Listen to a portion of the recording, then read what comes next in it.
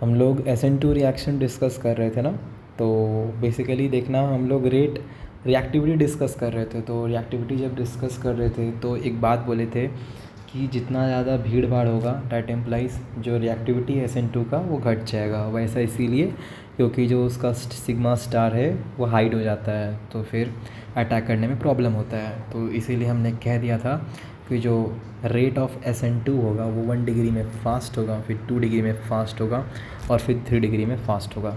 किसका? SN2 में। ऐसा इसीलिए क्योंकि 1 डिग्री में हिंड्रेंस कम होता है तो अटैक आराम से हो जाता है। लेकिन एक बात समझना, जैसे एक सवाल इस टाइप का आ जाए CH3 CH3 और CH3, यहाँ पर CH2 और यहाँ पर लिविंग ग्रुप लगा हुआ है, तो इस केस में लिविंग ग्रुप जिस कार्बन से अटैच्ड है उसका नेचर क्या है? 1 डिग्री। तो ऐसा लगेगा कि यहाँ पर भी SN2 हो जाएगा, लेकिन प्रॉब्लम है कि ये जो मेरे बल्कि ग्रुप्स प्रेजेंट है ना, ये CH3 ये CH3 ये CH3, तो फिर ये प्रॉब्लम करेंगे अटैक करवाने में, है ना। तो यहाँ पर जो SN2 होगा तो इसका आंसर क्या है? SN2 यहाँ पर बहुत स्लो होगा, ठीक है। प्रिमिटिव होते हुए भी, 1 डिग्री होते हुए भी जो SN2 का जो रेट है वो हमारा स्लो होने वाला है, ठीक है। नेक्स्ट फैक्टर था हमारा electrophilicity of carbon attached to halogen, ठीक है। अब ये क्या कह रहा है कि एक ऐसा कार्बन जिस पे कि हैलोजन अटैच्ड है, जिस पे हमारा लिविंग ग्रुप अटैच्ड है, उस पे इलेक्ट्रॉन डेफिशिएंसी होना चाहिए। क्यों? क्योंकि न्यूक्लियोफाइल आएगा ना अटैक करने के लिए, तो उस पर अच्छी खासी इलेक्ट्रोफिलिसिटी होनी चाहिए, तभी क्या होगा? न्यूक्लियोफाइल बहुत स्पीडली अटैक कर देगा, है ना। ठीक है, नेक्स्ट। अब ये कुछ कह रहे हैं कि जैसे अलाइल हैलाइड, सबसे पहले तो देखो 1 डिग्री है 1 डिग्री है, और यहाँ भी देखो 1 डिग्री है, तो यहाँ पर जो SN2 के रेट से हाई है वो ऐसा इसीलिए कि पहले केस में देखो लिविंग ग्रुप अटैच्ड है, इससे कार्बन का नेचर क्या है? 1 डिग्री है, अटैक प्रिफरेबल होगा। और सामने से मेरा एल्कीन लगा हुआ है, ठीक है। और अगर एल्कीन लगा हुआ है तो जैसे ही यहाँ पर एक ट्रांजिशन स्टेट क्रिएट होगा ना, तो इसका जो पाई बॉन्ड है ना, p ऑर्बिटल है, ये क्या करेगा? इसका जो ट्रांजिशन स्टेट है ना उसको स्टेबलाइज कर देगा, ठीक है। यहाँ पर भी सेम होता है बेंजाइल हैलाइड के साथ भी, पहले तो नेचर 1 डिग्री है, ठीक है। दूसरा क्या होगा कि इसके पास p ऑर्बिटल है ना, तो जैसे ही इसका ट्रांजिशन स्टेट फॉर्म होगा ना, इसका ट्रांजिशन स्टेट स्टेबलाइज हो जाएगा। क्यों? क्योंकि इसका जो कार्बन अनाइनिक टाइप का जो ट्रांजिशन स्टेट है ना, जो हाई इलेक्ट्रॉन डेंसिटी जो इस कार्बन पे आने वाली है, वो स्टेबलाइज हो जाएगी through the p orbital of the benzene, है ना। नेक्स्ट, अब ये वाला क्यों है जी? ये 1 डिग्री है, ठीक है, सबसे पहली बात। दूसरी बात ये देख रहे हो क्या, यहाँ पे इलेक्ट्रॉन विड्रॉइंग ग्रुप है, तो ये जो इलेक्ट्रॉन विड्रॉइंग ग्रुप है ना, ये इन्हेंस कर देगा रेट को। क्यों? क्योंकि जैसे ही इसका ट्रांजिशन स्टेट बनेगा SN2 के केस में, तो बहुत ही ज़्यादा इलेक्ट्रॉन रिच होता है, और बहुत ही ज़्यादा इलेक्ट्रॉन रिच होता है तो ये COCH3 क्या करेगा? विड्रॉ कर लेगा, और अगर विड्रॉ कर लेगा डैट इम्प्लाइज ट्रांजिशन स्टेट को स्टेबलाइज कर देगा, डैट इम्प्लाइज SN2 का रेट बढ़ जाएगा, है ना। तो पहले वाले के केस में p ऑर्बिटल के साथ इंटरेक्शन होगा ट्रांजिशन स्टेट का, दूसरे वाले केस में भी बेंजीन के p ऑर्बिटल के साथ इंटरेक्शन होगा ना ट्रांजिशन स्टेट। जो मेरा यहाँ पर कार्बन बहुत ही ज़्यादा इलेक्ट्रॉन डेंसिटी बढ़ जाता है, तो उसका इलेक्ट्रॉन डेंसिटी इंटरेक्ट करेगा बेंजीन के p ऑर्बिटल के साथ और स्टेबलाइज हो जाएगा। नेक्स्ट केस में इलेक्ट्रॉन विड्रॉइंग नेचर है, ठीक है। दैट इम्प्लाइज अगर इलेक्ट्रॉन विड्रॉइंग आ गया, समझ जाओ वो ट्रांजिशन स्टेट को स्टेबलाइज कर देगा और SN2 का रेट बढ़ जाएगा, ठीक है। सो SN2 में हमको चाहिए इलेक्ट्रॉन विड्रॉइंग, और SN1 में चाहिए क्या? इलेक्ट्रॉन डोनेटिंग, क्योंकि यहाँ पर कार्बोकेटाइन बनता है, उसको स्टेबलाइज इलेक्ट्रॉन डोनेटिंग करता है। और यहाँ SN2 के केस में हमारा जो ट्रांजिशन स्टेट होता है वो इलेक्ट्रॉन रिच होता है बहुत ज़्यादा, तो अगर इलेक्ट्रॉन विड्रॉइंग इलेक्ट्रॉन्स निकाल लेंगे तो रेट बढ़ जाता है ना। ठीक है, नेक्स्ट देखो हमारे पास हाँ, कि यहाँ पर SN2 रिएक्शन क्यों नहीं होता है। देखो sp2 से अटैच्ड है, सीधा काट दो, sp2 से अटैच्ड है, सीधा काट दो। 3 डिग्री में तो होता ही नहीं स्टेरिक क्राउडिंग के कारण, ठीक है। फिर से नियो पेंटाइल हैलाइड, मैंने बताया था ना, यहाँ पर सब रेट बहुत ही स्लो होता है, ना के बराबर होता है। 1 डिग्री होने के बावजूद भी तुम देख रहे हो SN2 1 डिग्री होने के बावजूद भी ये 3 मिथाइल जो है ना प्रॉब्लम कर देते हैं बहुत ज़्यादा, है ना। इसीलिए यहाँ पर प्रेफरेबल अटैक हो नहीं पाता है, क्योंकि इसका सिग्मा स्टार इन 3 मिथाइल के कारण ढक जाता है, ठीक है। और ये तो ब्रिज हेड है, ब्रिज हेड वाले में तो ऐसे ही अटैक नहीं होगा, ठीक है। तो यहाँ पर SN2 नहीं होता है, तो थोड़ा ध्यान से देख लेना। नेक्स्ट है, एक क्वेश्चन को करो, कह रहा है कि स्टेटमेंट 1 कि पहला वाला जो है SN1 जल्दी से जाएगा, तो SN1 जाएगा जल्दी से तो कार्बोकेटाइन बना दीजिए जल्दी से, ठीक है। तो CH3 होगा, पॉज करो, ट्राई करो, ठीक है। तो CH2 है, कार्बोकेटाइन बन जाएगा। पहला स्टेटमेंट नंबर 1 है और दूसरा नंबर स्टेटमेंट नंबर 2 है। तो तीसरा केस में देखेंगे यही वाला CH3 है, C है और CH3 है और CH3 है और यहाँ पर CH2Cl है, ठीक है। ये SN1 का पूछ रहा है, ठीक है। क्या ये हाँ विल अंडरगो SN1 रिएक्शन दो it is a primary halide. Primary halide होने के बावजूद भी इसमें SN1 होगा क्या? हम बोलेंगे हाँ सर हो जाएगा। क्यों? क्योंकि यहाँ पर मेसोमेरिक इफेक्ट लग रहा है और मेसोमेरिक इफेक्ट मेरा कार्बोकेटाइन को स्टेबलाइज कर देगा, इसीलिए SN1 का रेट हाई हो जाएगा। नेक्स्ट दूसरा कह रहा है कि क्या इसमें जो SN2 है वो अंडरगो नहीं करेगा SN2 बहुत आसान से, क्योंकि स्टिल दो प्राइमरी हैलाइड होने के बावजूद भी ये SN2 में नहीं जाएगा, बहुत ही धीरे धीरे जाएगा। क्यों? क्योंकि ये 3 मिथाइल जो है वो स्टेरिक क्राउडिंग क्रिएट कर रहे हैं, जिसके कारण इसका सिग्मा स्टार हिंडर्ड है। आ रहा समझ में? तो दोनों स्टेटमेंट सही है, ठीक है। ये भी सही है और ये भी सही। पहला क्यों सही है? प्राइमरी होने के बाद भी वहाँ पर जो है SN1 हो रहा है, क्योंकि उसका कार्बोकेटाइन स्टेबलाइज्ड है मेसोमेरिक से। दूसरा, प्राइमरी हैलाइड होने के बावजूद भी यहाँ पर SN2 का रेट स्लो जा रहा है स्टेटमेंट नंबर 2 में। ऐसा इसीलिए क्योंकि जो 3 मिथाइल है हमारी 3 मिथाइल स्टेरिक क्राउडिंग क्रिएट कर रहे हैं, है ना। नेक्स्ट SN2 रिएक्शन किस में? हमारा अंडरगो फास्टर। तो देखो सबका नेचर देख लो ना, इसका नेचर क्या है 1 डिग्री, इसका नेचर क्या है तुम्हारा, इस कार्बन का नेचर 2 डिग्री, इस नेचर 3 डिग्री। ये तो भैया हाँ ये भी नेचर क्या दिखा रहा है 1 2 3, ये भी नेचर 3 डिग्री। तो ये तो कटा, ये भी कटा, ठीक है, ये भी कटा, ये ऑप्शन, ठीक है। तो ऐसे ट्राई करो, पॉज करो और ट्राई करो, ठीक है। Next, identify the correct order of reactivity for the following pairs towards the respective mechanism. SN2 इसका नेचर क्या है तुम्हारा, देखो 1 डिग्री। इसका नेचर क्या है तुम्हारा, देखो इसका नेचर है 3 डिग्री, सही है। तो नेक्स्ट SN1 कार्बोकेटाइन बनाओ, कार्बोकेटाइन यहाँ पर कार्बोकेटाइन बनाओ। तो इसका कार्बोकेटाइन रेजोनेंस स्टेबलाइज्ड है, इसका है क्या? नहीं, ये सही है। Next, determine the reaction whether going through SN1 और SN2। तो हम लोग एक बार एनालाइज करेंगे कि कैसे हम लोग रिएक्शन को पकड़े SN1 या फिर SN2। देखो अगर सबस्ट्रेट, थोड़ा हिंट देता हूँ मैं, देखो अगर सबस्ट्रेट 1 डिग्री है ना तो SN2 की तरफ जा रहा होगा, ठीक है। नेक्स्ट, मोस्ट प्रीफरेबली SN2 की तरफ जा रहा होगा, ठीक है। थोड़ा बेसिक्स बता दे रहा हूँ ताकि तुमको आसानी हो जांचने में कि SN1 से जा रहा है कि SN2 से, ठीक है। नेक्स्ट, अगर 2 डिग्री होगा ना तो फंस जाओगे, वो SN1 भी हो सकता है और SN2 भी हो सकता है, ठीक है। और अगर SN1 और SN2 में कन्फ्यूज़न हो जाएगा ना तो सोलवेंट थोड़ा चेक कर लेना, सोलवेंट तुमको थोड़ा हेल्प करेगा। तो अगर SN1 है तो सोलवेंट उसमें पोलर प्रोटिक मिल जाएगा तुमको, ठीक है। और तुम्हारा इसमें पोलर ए प्रोटिक मिल जाएगा तुमको, ठीक है। और अगर 3 डिग्री होगा तो कंफर्म वो SN1 से जाएगा, SN2 से नहीं जाएगा, ठीक है। तो ये है बेसिकली, हम लोग थोड़ा ट्राई करेंगे और आंसर करने का कोशिश करेंगे। सबसे पहले देखो ए कौन सा रिएक्शन से जाएगा, SN1 से जाएगा कि SN2 से जाएगा, कैसे पता करें? तो इस केस में अगर आप चेक करिएगा तो यहाँ पर ये 3 डिग्री है, मतलब अभी तक SN1 लग रहा है हमको, SN2 से तो होएगा ही नहीं, नॉट पॉसिबल।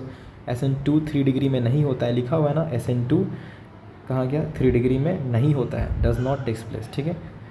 हाँ, तो अब इस केस में अगर हम लोग देखेंगे 3 डिग्री है तो मतलब कहीं ना कहीं SN1 का बात बन रहा है और ये पोलर प्रोटिक भी है सर, तो ये SN1 से जाएगा कंफर्म। नेक्स्ट, ये 1 डिग्री है तो SN2 का चल रहा है अभी, तो ईथर ए प्रोटिक है पक्का, ये कैसे जाएगा SN2 से। नेक्स्ट, ये 2 डिग्री है, अब तो बात फंस गया ना सर, क्यों सर? SN2 से भी जा सकता है, SN1 से भी जा सकता है, तो ये पोलर प्रोटिक सॉल्वेंट है तो ये SN1 से जाएगा, क्योंकि पोलर प्रोटिक सॉल्वेंट SN1 में यूज़ करते हैं। नेक्स्ट देखो ये 2 डिग्री है, अब कैसे आंसर करें? 2 डिग्री है, उसमें देखो कैसा सॉल्वेंट है, ए प्रोटिक है, ए प्रोटिक। और न्यूक्लियोफाइल भी याद रखना, जो न्यूक्लियोफाइल है ना, न्यूक्लियोफाइल लिख लेना कॉपी में कि जो न्यूक्लियोफाइल SN2 में यूज़ किया जाता है वो अग्रेसिव यूज़ किया जाता है। अग्रेसिव मतलब क्या हुआ? अग्रेसिव मतलब जिसपे अनाइनिक टाइप का, अनाइनिक न्यूक्लियोफाइल, अनाइनिक न्यूक्लियोफाइल्स जो है ना वो यूज़ किए जाते हैं, अनाइनिक न्यूक्लियोफाइल्स, ठीक है। अनाइनिक न्यूक्लियोफाइल्स जैसे कि CN- हो गया, ठीक है, N3- हो गया, तो ये जिस पे माइनस माइनस चार्ज आते हैं ना जनरली वो प्रीफर्ड होते हैं SN2 के लिए, है ना। और ज़रूरी नहीं तुमको CN- ऊपर लिख के देगा, तुमको काउंटर कटायन भी दे देगा सामने में चिपका के, NaCN दे देगा, NaN3 दे देगा, है ना, समझ जाना, प्लस माइनस, ठीक है। तो नेगेटिव न्यूक्लियोफाइल्स में एक पॉजिटिव चिपका के देगा तुमको, है ना। तो देखो चिपका के दिया है Na+, तो यहाँ पर क्या हो जाएगा SN2, है ना, क्योंकि 2 डिग्री है तो कन्फ्यूज़न हो गया, ए प्रोटिक सॉल्वेंट था और प्लस अनाइनिक न्यूक्लियोफाइल्स था, है ना। और SN1 में SN1 में जो तुम्हारा होता है पुअर न्यूक्लियोफाइल्स मिलेगा। पुअर न्यूक्लियोफाइल्स मतलब जिनके ऊपर कोई चार्ज ना रहे, जैसे पानी हो गया, अमोनिया हो गया, इस टाइप का, ठीक है। नेक्स्ट, ऐसा इसीलिए तुम पूछोगे कि क्यों सर गरीब न्यूक्लियोफाइल्स जिन पे नेगेटिव चार्ज नहीं है वो सारे क्यों SN1 में जा रहे हैं? वैसा इसीलिए क्योंकि यहाँ कार्बोकेटाइन बनता है और कार्बोकेटाइन आराम से इनको अट्रैक्ट कर लेगा। लेकिन SN2 के केस में सीधा सिग्मा स्टार पे मारना रहता है, और सिग्मा स्टार पे मारने के लिए सिग्मा स्टार की एनर्जी थोड़ी सी हाई होती है, इसीलिए हमको थोड़े से अग्रेसिव न्यूक्लियोफाइल्स की आवश्यकता होती है SN2 में, है ना। तो SN1 में कैसे न्यूक्लियोफाइल्स जिन पे कोई चार्ज ना हो, ठीक है, पुअर न्यूक्लियोफाइल्स, और SN2 में जिन पे चार्ज हो, नेगेटिव चार्ज, एकदम अग्रेसिव, ठीक है। चार्ज दिखाता हूँ, चार्ज, मज़ा आ जाए। नेक्स्ट, 3 डिग्री है, 3 डिग्री है, इसका मतलब SN1 का बात लग रहा है हमको अभी तक, और ये पोलर प्रोटिक भी है, पोलर प्रोटिक मतलब SN1, ठीक है। नेक्स्ट, इंक्रीजिंग ऑर्डर, चलो पॉज करो और ट्राई करो। SN1 सब्स्टिट्यूशन बोला है, तो SN1 का सब्स्टिट्यूशन किस में जाएगा सबसे स्पीड? SN1 रिएक्शन किस में जल्दी से होगा? पॉज करो, ट्राई करो, सोयस, अंकित, सब ट्राई करो पॉज करके, ठीक है। तो लिविंग ग्रुप है तो आप क्या बनाइए, सबसे पहले कार्बोकेटाइन बनाइए, कार्बोकेटाइन बनाइए, कार्बोकेटाइन बनाइए और कार्बोकेटाइन बनाइए। यहाँ पर अगर ये कार्बोकेटाइन A का बात करें तो यहाँ पर 1 अल्फ़ा है, ठीक है। नेक्स्ट यहाँ पर B का बात करें तो यहाँ 3 अल्फ़ा है। यहाँ पर देखें तो प्लस M जा रहा है, और यहाँ पे देखें तो रेजोनेंस है सिंपल, ठीक है। तो अब इसमें से मोस्ट स्टेबलाइज्ड कार्बोकेटाइन कौन सा है? तो C लग रहा है हमको, इसके बाद D लग रहा है, उसके बाद B लग रहा है हमको, उसके बाद A लग रहा है। तो चेक कर लेना अपना आंसर, है ना। नेक्स्ट है, in the reaction given below what will be the major product at the end. तुम लोग खुद ट्राई करो, बहुत मारेंगे अगर नहीं हुआ ये क्वेश्चन तो, क्योंकि ये हम पागल हो चुके हैं ये वाला रिएक्शन करवा के। नॉन क्लासिकल कार्बोकेटाइन वाला कुछ याद आ रहा है तुम लोगों को? हाँ, चलो इसमें करने का ट्राई करो, पॉज करो, कैसे बनाएंगे, रिंग बनाओ ना, उसके बाद देखो अटैक कहाँ पर होगा। तो यहाँ पर मान लेते हैं कि ये नॉन क्लासिकल कार्बोकेटाइन हमने बना लिया है, ठीक है, और यहाँ पर Br- है अटैक करने के लिए, लेकिन एक्सटर्नल न्यूक्लियोफाइल आया हुआ है। अब टेंशन ये है कि A पे अटैक होगा, A पे अटैक होगा कि B पे अटैक होगा। तो जहाँ पर कार्बोकेटाइन ज़्यादा स्टेबल होगा, तो अगर ये टांग उठेगा तो कार्बोकेटाइन यहाँ पर आ जाएगा, और कार्बोकेटाइन इस फिनाइल के रेजोनेंस से स्टेबलाइज हो सकता है। इसीलिए जो अटैक होगा ना ETOH का जो अटैक होगा वो कहाँ होगा? A पे होगा, रिंग खुल जाएगी इस तरीके से। डैट इम्प्लाइज का जिसका जो प्रोडक्ट आने वाला है कुछ ऐसा आएगा, है ना। और अगर तुमने ऊपर के साइड रिंग को अज्यूम किया है तो जो अटैक होगा ना नीचे के साइड होगा, तो OET आ जाएगा और ऊपर के साइड यहाँ BR आ जाएगा, है ना। इस तरीके से मेरा प्रोडक्ट आएगा, ठीक है। तुम उसको ऊपर इसको भी नीचे कर सकते हो, एंटी होना चाहिए कायदे से, है ना। नेक्स्ट आगे बढ़ो, सॉल्व करो इसको, कैसे करोगे? बोला है कि SN1 रिएक्टिविटी जो हैलाइड्स का कैसा होगा, तो SN1 है तो आप क्या कीजिए, फिर से कार्बोकेटाइन बना दीजिए। अरे आसान है यार, कार्बोकेटाइन बनाओ, स्टेबिलिटी चेक करो, पता नहीं क्यों नहीं कर रहे हो यार तुम लोग, गजब करते हो। कार्बोकेटाइन बनाओ, ठीक है, यहाँ पर, और फिर यहाँ पर भी कार्बोकेटाइन, ठीक है। ये तुम्हारा C6H4 है क्या? फिनाइल है वो। ये P क्या है? पैरा है, पैरा पोजीशन पे OCH3 लगा हुआ है, फिर फिनाइल है, फिर CH2Cl है, मतलब ये कुछ ऐसा है। P मतलब पैरा, ठीक है। तो ये फिनाइल है, दिस इज, ठीक है, और ये तुम्हारा CH2 है, ये Cl है, ये तुम्हारा OCH3 है, ठीक है। तो इसी को लिखा हुआ P मतलब पैरा पे लगा हुआ OCH3, और C6H4 ये रहा, और CH2Cl ये रहा, ठीक है। आए समझ में? नेक्स्ट, अब तुमको इसमें स्टेबिलिटी बतानी है, कैसे करोगे? तो कार्बोकेटाइन बनाओ ना यार, कार्बोकेटाइन जब बनाओगे तो इस Cl को हटाओ, कार्बोकेटाइन बनाओ। तो यहाँ पर चेक करोगे तो यहाँ पर कितना अल्फ़ा मिल रहा है? 5 अल्फ़ा। यहाँ पर कितना अल्फ़ा मिल रहा है? 2 अल्फ़ा। और यहाँ पर कितना? ये तो मेसोमेरिक है भाई, इसको तो अप्रतिम, 3, फिर तुम्हारा 1, फिर 2, है ना। नेक्स्ट, अभी देखते हैं नेक्स्ट ये क्या। हाँ, अब एक बात समझो, अगर प्रोडक्ट लिखने आएगा तो कैसे लिखेंगे? तो सबसे पहले आइडेंटिफाई तो करो यार कि रिएक्शन कौन सा है। जब हम आइडेंटिफाई करने का ट्राई करते हैं तो इस सब्स्ट्रेट को देख के आइडिया लगता है कि लिविंग ग्रुप जिससे अटैच्ड है वो 2 डिग्री इन नेचर है, मतलब अभी एम्बिग्विटी है कि SN1 भी हो सकता है, SN2 भी हो सकता है। तो हम जाएंगे किधर? देखने जाएंगे क्या मेरा एरो के ऊपर कोई हिंट मिलता है क्या। तो एरो के ऊपर हिंट देखेंगे तो प्लस है और माइनस है, मतलब ये अनायनिक टाइप का है, और ये अनायनिक टाइप का है, डैट इम्प्लाइज ये अग्रेसिव न्यूक्लियोफाइल्स है, और अगर अग्रेसिव न्यूक्लियोफाइल्स है डैट इम्प्लाइज SN2 को हिंट कर रहा है। और ये भी देखो पोलर एप्रोटिक, मतलब कन्फर्म ये क्या है, मेरा SN2 है। और SN2 में बैक साइड से अटैक होता है, बैक स्टैबिंग होता है। बैक स्टैबिंग मतलब पीछे से वार। तो जब पीछे से वार होगा दैट इम्प्लाइज ये सामने है ना ब्रोमीन तुम्हारे, ये सामने है, तो जो I- आएगा ना पीछे से आता है अटैक करने के लिए, पीछे से। इसका क्योंकि सिग्मा स्टार क्या होगा, पीछे होगा, तो पीछे से अटैक करता है और सीधा जो है तुम्हारा डैश में आ जाएगा क्या, आयोडीन। इस तरीके से हम क्या करते हैं, प्रोडक्ट का फॉर्मेशन करते हैं, है ना। नेक्स्ट बोल रहा है नीट 2025, देख लो नीट वालों, कहाँ है अवनी, गरिमा, कहाँ अंकित, ट्राई करो इस क्वेश्चन को, पॉज करो, करो तभी सीखोगे। पॉज करके बनाया, चलो चेक करते हैं। कहता है असर्सन कि हाँ, कि ये अंडर को, ये जो पर्टिकुलर सबस्ट्रेट है ये जल्दी से SN2 हो जाएगा। बात सही है भाई, क्यों, क्योंकि R पार्ट तो कॉमन है, लिविंग ग्रुप बदला हुआ है, और अगर लिविंग ग्रुप बदला हुआ है तो I- एक अच्छा लिविंग ग्रुप है ना, इसीलिए इसका SN2 अच्छा होने वाला है। क्या इसका रीज़न यही है क्या कि iodine is a better leaving group because of its large size? अरे एकदम आफत सही बोल रही है, मतलब असर्सन भी सही है, रीज़न भी सही है, और रीज़न करेक्ट एक्सप्लेनेशन है हमारा असर्सन का, है ना। चलो नेक्स्ट, रेट ऑफ SN2 का रेट इसमें बताओ। तो सबसे पहले नेचर चेक करो, ये भी 1 डिग्री है, एक ही कार्बन से, ये कार्बन एक कार्बन से अटैच्ड है, यहाँ पे भी देखो एक कार्बन से अटैच्ड है, तो लिविंग ग्रुप जिस कार्बन से अटैच्ड है वो फर्दर ही कार्बन से अटैच्ड, दोनों का नेचर 1 डिग्री है।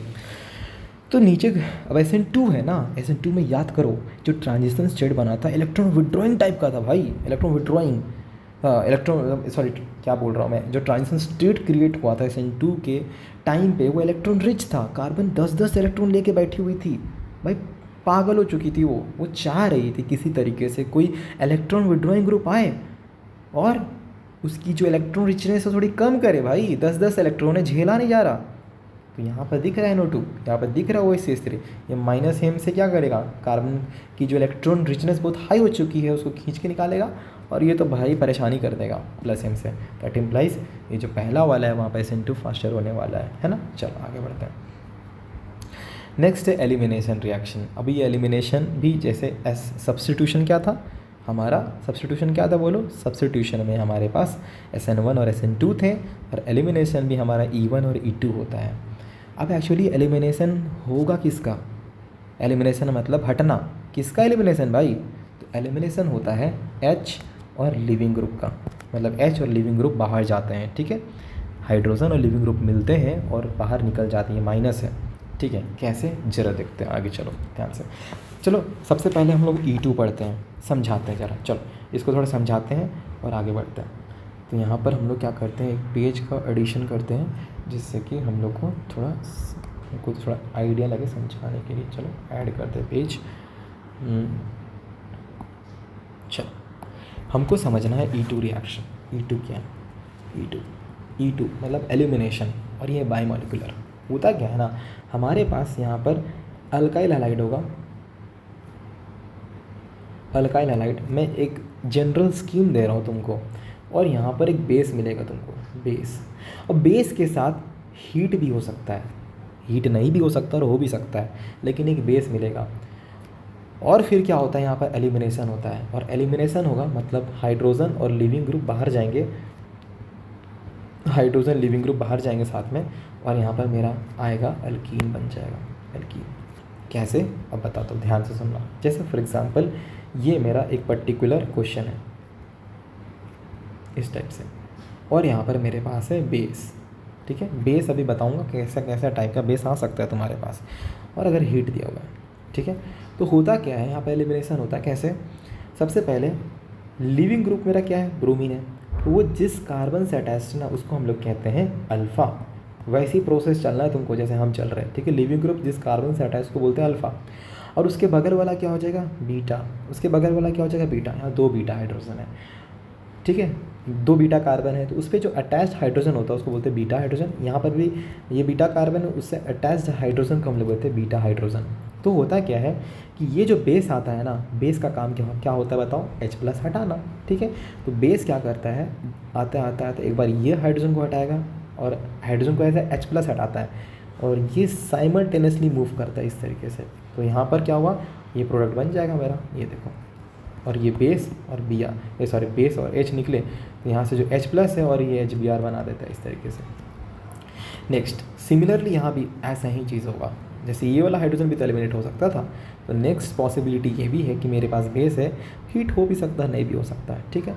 तो यहाँ पर ये जो हाइड्रोजन है ब्रोमीन है, तो फिर से ये अल्फ़ा है ये बीटा है, ठीक है। तो ये बीटा हाइड्रोजन हो गया, बेस आएगा ये हाइड्रोजन को पकड़ेगा और फिर यहाँ पर क्या हो जाएगा, इस तरीके से एलिमिनेशन हो जाएगा, ठीक है। नेक्स्ट अब ये साइमल्टेनियस होता है, ठीक है। साइमल्टेनियस मतलब ये SN2 टाइप का है, सीधा वहाँ पर क्या था, सीधा अटैक करके बाहर कर दिया।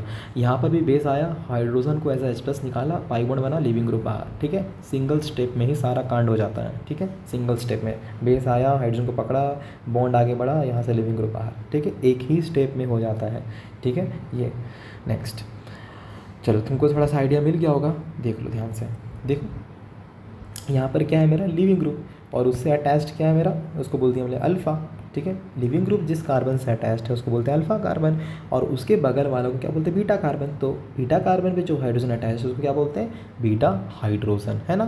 तो ये देखो मेरा ट्रांजिशन स्टेट फॉर्म हुआ है, ट्रांजिशन स्टेट फॉर्म हुआ है जहाँ पर ये जो कार्बन और हेलोजन वाला जो बॉन्ड है, कार्बन और हेलोजन वाला जो बॉन्ड है, यहाँ पर जो कार्बन हेलोजन वाला बॉन्ड है वो क्या है, टूट रहा है, ठीक है। नेक्स्ट और ये जो कार्बन हाइड्रोजन वाला बॉन्ड है ये क्या है, ये भी तुम्हारा क्या हो रहा है, ब्रेक कर रहा है। तो जहाँ पर बॉन्ड टूट रहे होते हैं या फिर बन रहे होते हैं उसको हम लोग क्या कहते हैं, ट्रांजिशन स्टेट कहते हैं। और देखो धीरे धीरे यहाँ पर डबल बॉन्ड आ रहा है, तो फाइनली ये प्रोडक्ट मेरा बन जाता है। देखो ये प्रोडक्ट मेरा रेडी है।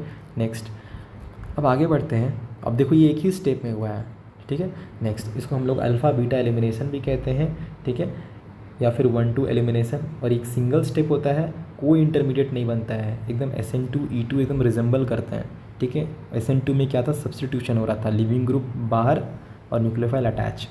E2 में क्या है, एलिमिनेशन होगा और पाई बॉन्ड बनेगा, है ना। और ये सिंगल स्टेप में होगा, कोई इंटरमीडिएट नहीं, ट्रांजिशन स्टेट बस, ठीक है।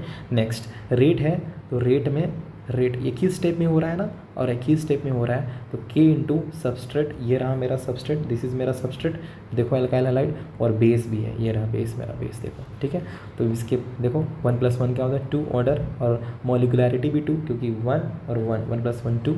मॉलिकुलैरिटी क्या होता है, मॉलिकुलैरिटी होता है कि कितने रिएक्टिंग स्पीसीज भाग ले रहे हैं रिएक्शन में। नेक्स्ट रेट कैसे बताएंगे E2 का, तो आप एल्कीन बना लेना, जैसे फॉर एग्जांपल हाँ कि आपको मैं दिखाता हूँ आगे आगे रेट कंपैरिजन है। तो जहाँ पर एल्कीन बना लो, मान लो 2 सबस्ट्रेट है, पूछा E2 का रेट, तो आप एल्कीन बना लीजिए और एल्कीन को बनाने के बाद दोनों की स्टेबिलिटी चेक कर लीजिए। मैं बताऊँगा कैसे करना है स्टेबिलिटी चेक, फिर से GOC का रोल आएगा। नेक्स्ट बोलता है कि rate determining step RDS CH। Next point है 5th नंबर, CH and CX bonds breaking takes place. हाँ तो एक ही स्टेप था, वही मेरा रेट डिटरमाइनिंग स्टेप है, वही मेरा स्लोएस्ट स्टेप है, ठीक है। तो जो रेट ऑफ रिएक्शन है वो डिपेंड करेगा बॉन्ड स्ट्रेंथ पे भी, ठीक है, क्योंकि बॉन्ड टूट रहा है। नेक्स्ट अब सबसे पहला सवाल है कि हमको कैसे आइडिया लगेगा सर, हमको कैसे आइडिया लगेगा सर कि यहाँ एलिमिनेशन होने वाला है, यहाँ पर पाई बॉन्ड बनने वाला है। तो रिएजेंट पहचानो ना, हीट मिल गया तो कन्फर्म, आँख मूंद करके एलिमिनेशन है वो, ठीक है। नेक्स्ट देखो हीट है, नेक्स्ट देखो ये बेस है अल्कोहलिक KOH, इसको बोलते हैं सोडा अमाइड। देखो नेक्स्ट है, ये बहुत इंपॉर्टेंट केस है। होता क्या है कि ये क्या दिख रहा है तुमको, ये देखो, ये इसको बोलते हैं टर्सरी ब्यूटोक्साइड बोलते हैं, ठीक है। तो इसके साथ हीट मिलता भी है और नहीं भी मिलता है, ठीक है। तो ध्यान देना, क्योंकि ये न्यूक्लियोफाइल की तरह एक्ट नहीं कर सकता, क्योंकि मैंने तुमको पढ़ाया था न्यूक्लियोफिलिसिटी में कि बल्किसिटी जैसे जैसे बढ़ती है ना, वैसे वैसे न्यूक्लियोफिलिसिटी घटती है। तो ये न्यूक्लियोफाइल वेरी रेयर, ये जो मेरा टर्सरी ब्यूटोक्साइड है ना, वेरी रेयरेस्ट ऑफ रेयरेस्ट में न्यूक्लियोफाइल की तरह एक्ट करता है। सर कहाँ पर एक्ट कर सकता है, बस 1 डिग्री में एक्ट कर सकता है ना, बाकी जगह ये बेस की तरह ही एक्ट करता है। ध्यान देना, मतलब ये बाकी जगह एलिमिनेशन कराने ही जाता है, ठीक है। आ रहा है समझ में। ये जो मेरा टर्सरी ब्यूटोक्साइड है, हाथी जैसा दिख रहा है तुमको, ये न्यूक्लियोफाइल की तरह एक्ट नहीं कर पाता ज़्यादातर, क्योंकि ये भारी है, ठीक है। तो अटैक करने में इसको थोड़ा प्रॉब्लम होता है, इसीलिए ये, और अटैक करने में प्रॉब्लम होता है तो नहीं करेगा ना, ऐसा न्यूक्लियोफाइल भी है, बट बहुत ही रेयरली करता है। और रेयरली कहाँ करता है, 1 डिग्री में। जैसे फॉर एग्जांपल बताओ CH3Br, छोटे छोटे जब ग्रुप्स रहते हैं ना, वैसे तो ये तो 1 डिग्री भी नहीं है, तुम सोचो, ये तो किसी कार्बन से नहीं अटैच है, तो यहाँ पर हो जाएगा। आए समझ में। नेक्स्ट बाकी जगह ये बेस की तरह ही एक्ट करता है, मतलब ये एलिमिनेशन ही करवाता है ना। नेक्स्ट और ऐसे भी मिल सकता है तुमको, इस तरीके से भी लिखा रह सकता है, बेस और फिर उसका सॉल्वेंट, बेस और उसका सॉल्वेंट, या फिर देखो बेस उसका सॉल्वेंट, ऐसे भी एरो के ऊपर देखने को मिलता है। ठीक है, next stereochemistry of the E2 reaction. याद रखना E2 रिएक्शन में एंटी एलिमिनेशन होता है। अब ये क्वेश्चन के थ्रू मैं समझाऊंगा। ठीक है, next leaving group and beta hydrogen must be anti to each other. ठीक है, क्वेश्चन के थ्रू समझाऊंगा। देखो आगे नेक्स्ट, ये देखो बहुत बढ़िया एग्जाम्पल, इसे तुमको समझ में आ जाएगा। हमको कैसे पता चलेगा सर कि ये SN1 दिखाएगा, SN2 दिखाएगा, E2 दिखाएगा, कैसे पता चलेगा? सर देखिए ना हीट दिया हुआ है, सर देखिए ना एल्कोहलिक केवेज दिया हुआ है, एल्कोहलिक केवेज रट लो एल्कोहलिक केवेज। एक सेकेंड मैं गेट बंद करता हूँ।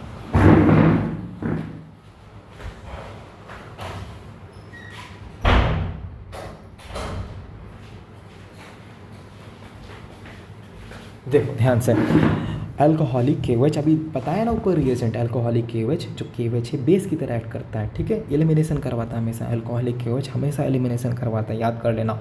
तो फिर से लिविंग ग्रुप जिस कार्बन से अटैच्ड है वो मेरा अल्फा हो जाएगा, उसके बगल वाला बीटा, उसके बगल वाला बीटा, तो बीटा हाइड्रोजन जाने वाले हैं और फिर लिविंग ग्रुप भी जाएगा। तो पॉसिबिलिटी ये है कि यहाँ का हाइड्रोजन चला जाए Br, यहाँ का हाइड्रोजन चला जाए फिर Br निकले। तो दो पॉसिबिलिटी है, देख रहे हो, दो पॉसिबिलिटी आया है।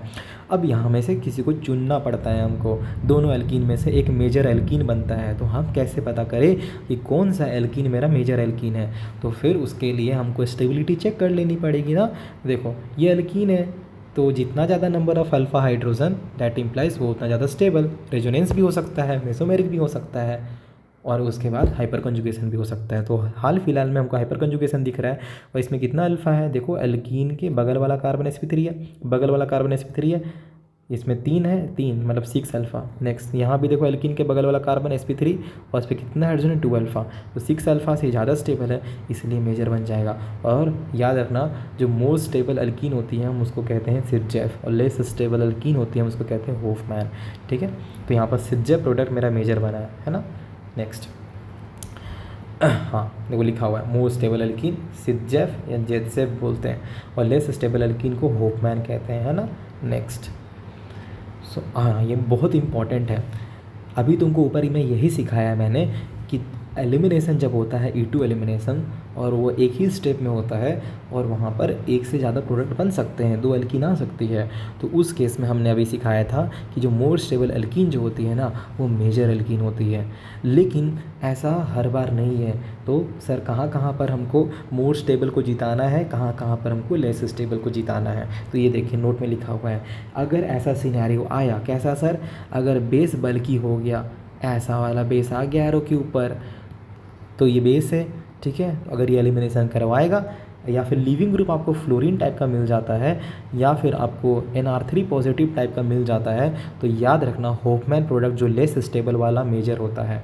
ठीक है, जैसे फॉर एग्जांपल ये देखो, अब यहाँ पर बच्चे सोचेंगे कि सर ये देखिए ना, ये तो हमको सर SN2 भी लग सकता है, यहाँ तो SN2 भी तो हो सकता है सर, नेगेटिव न्यूक्लियोफाइल है। अरे नहीं ना, अभी समझाया तुमको कि ये क्या है, एक बहुत बल्की टाइप का है, तो ये न्यूक्लियोफाइल कम बेस की तरह ज़्यादा एक्ट करेगा, है ना। और न्यूक्लियोफाइल की तरह तो बस एक ही जगह एक्ट कर सकता है ये, 1 डिग्री आया, याद ऊपर पढ़ाया था। ठीक है, तो इसीलिए क्या करेगा यहाँ पर ये E2 शो करेगा। E2 मतलब एलिमिनेशन करवाएगा, मतलब E2 मतलब एक ही स्टेप में एलिमिनेशन करवा देगा, है ना।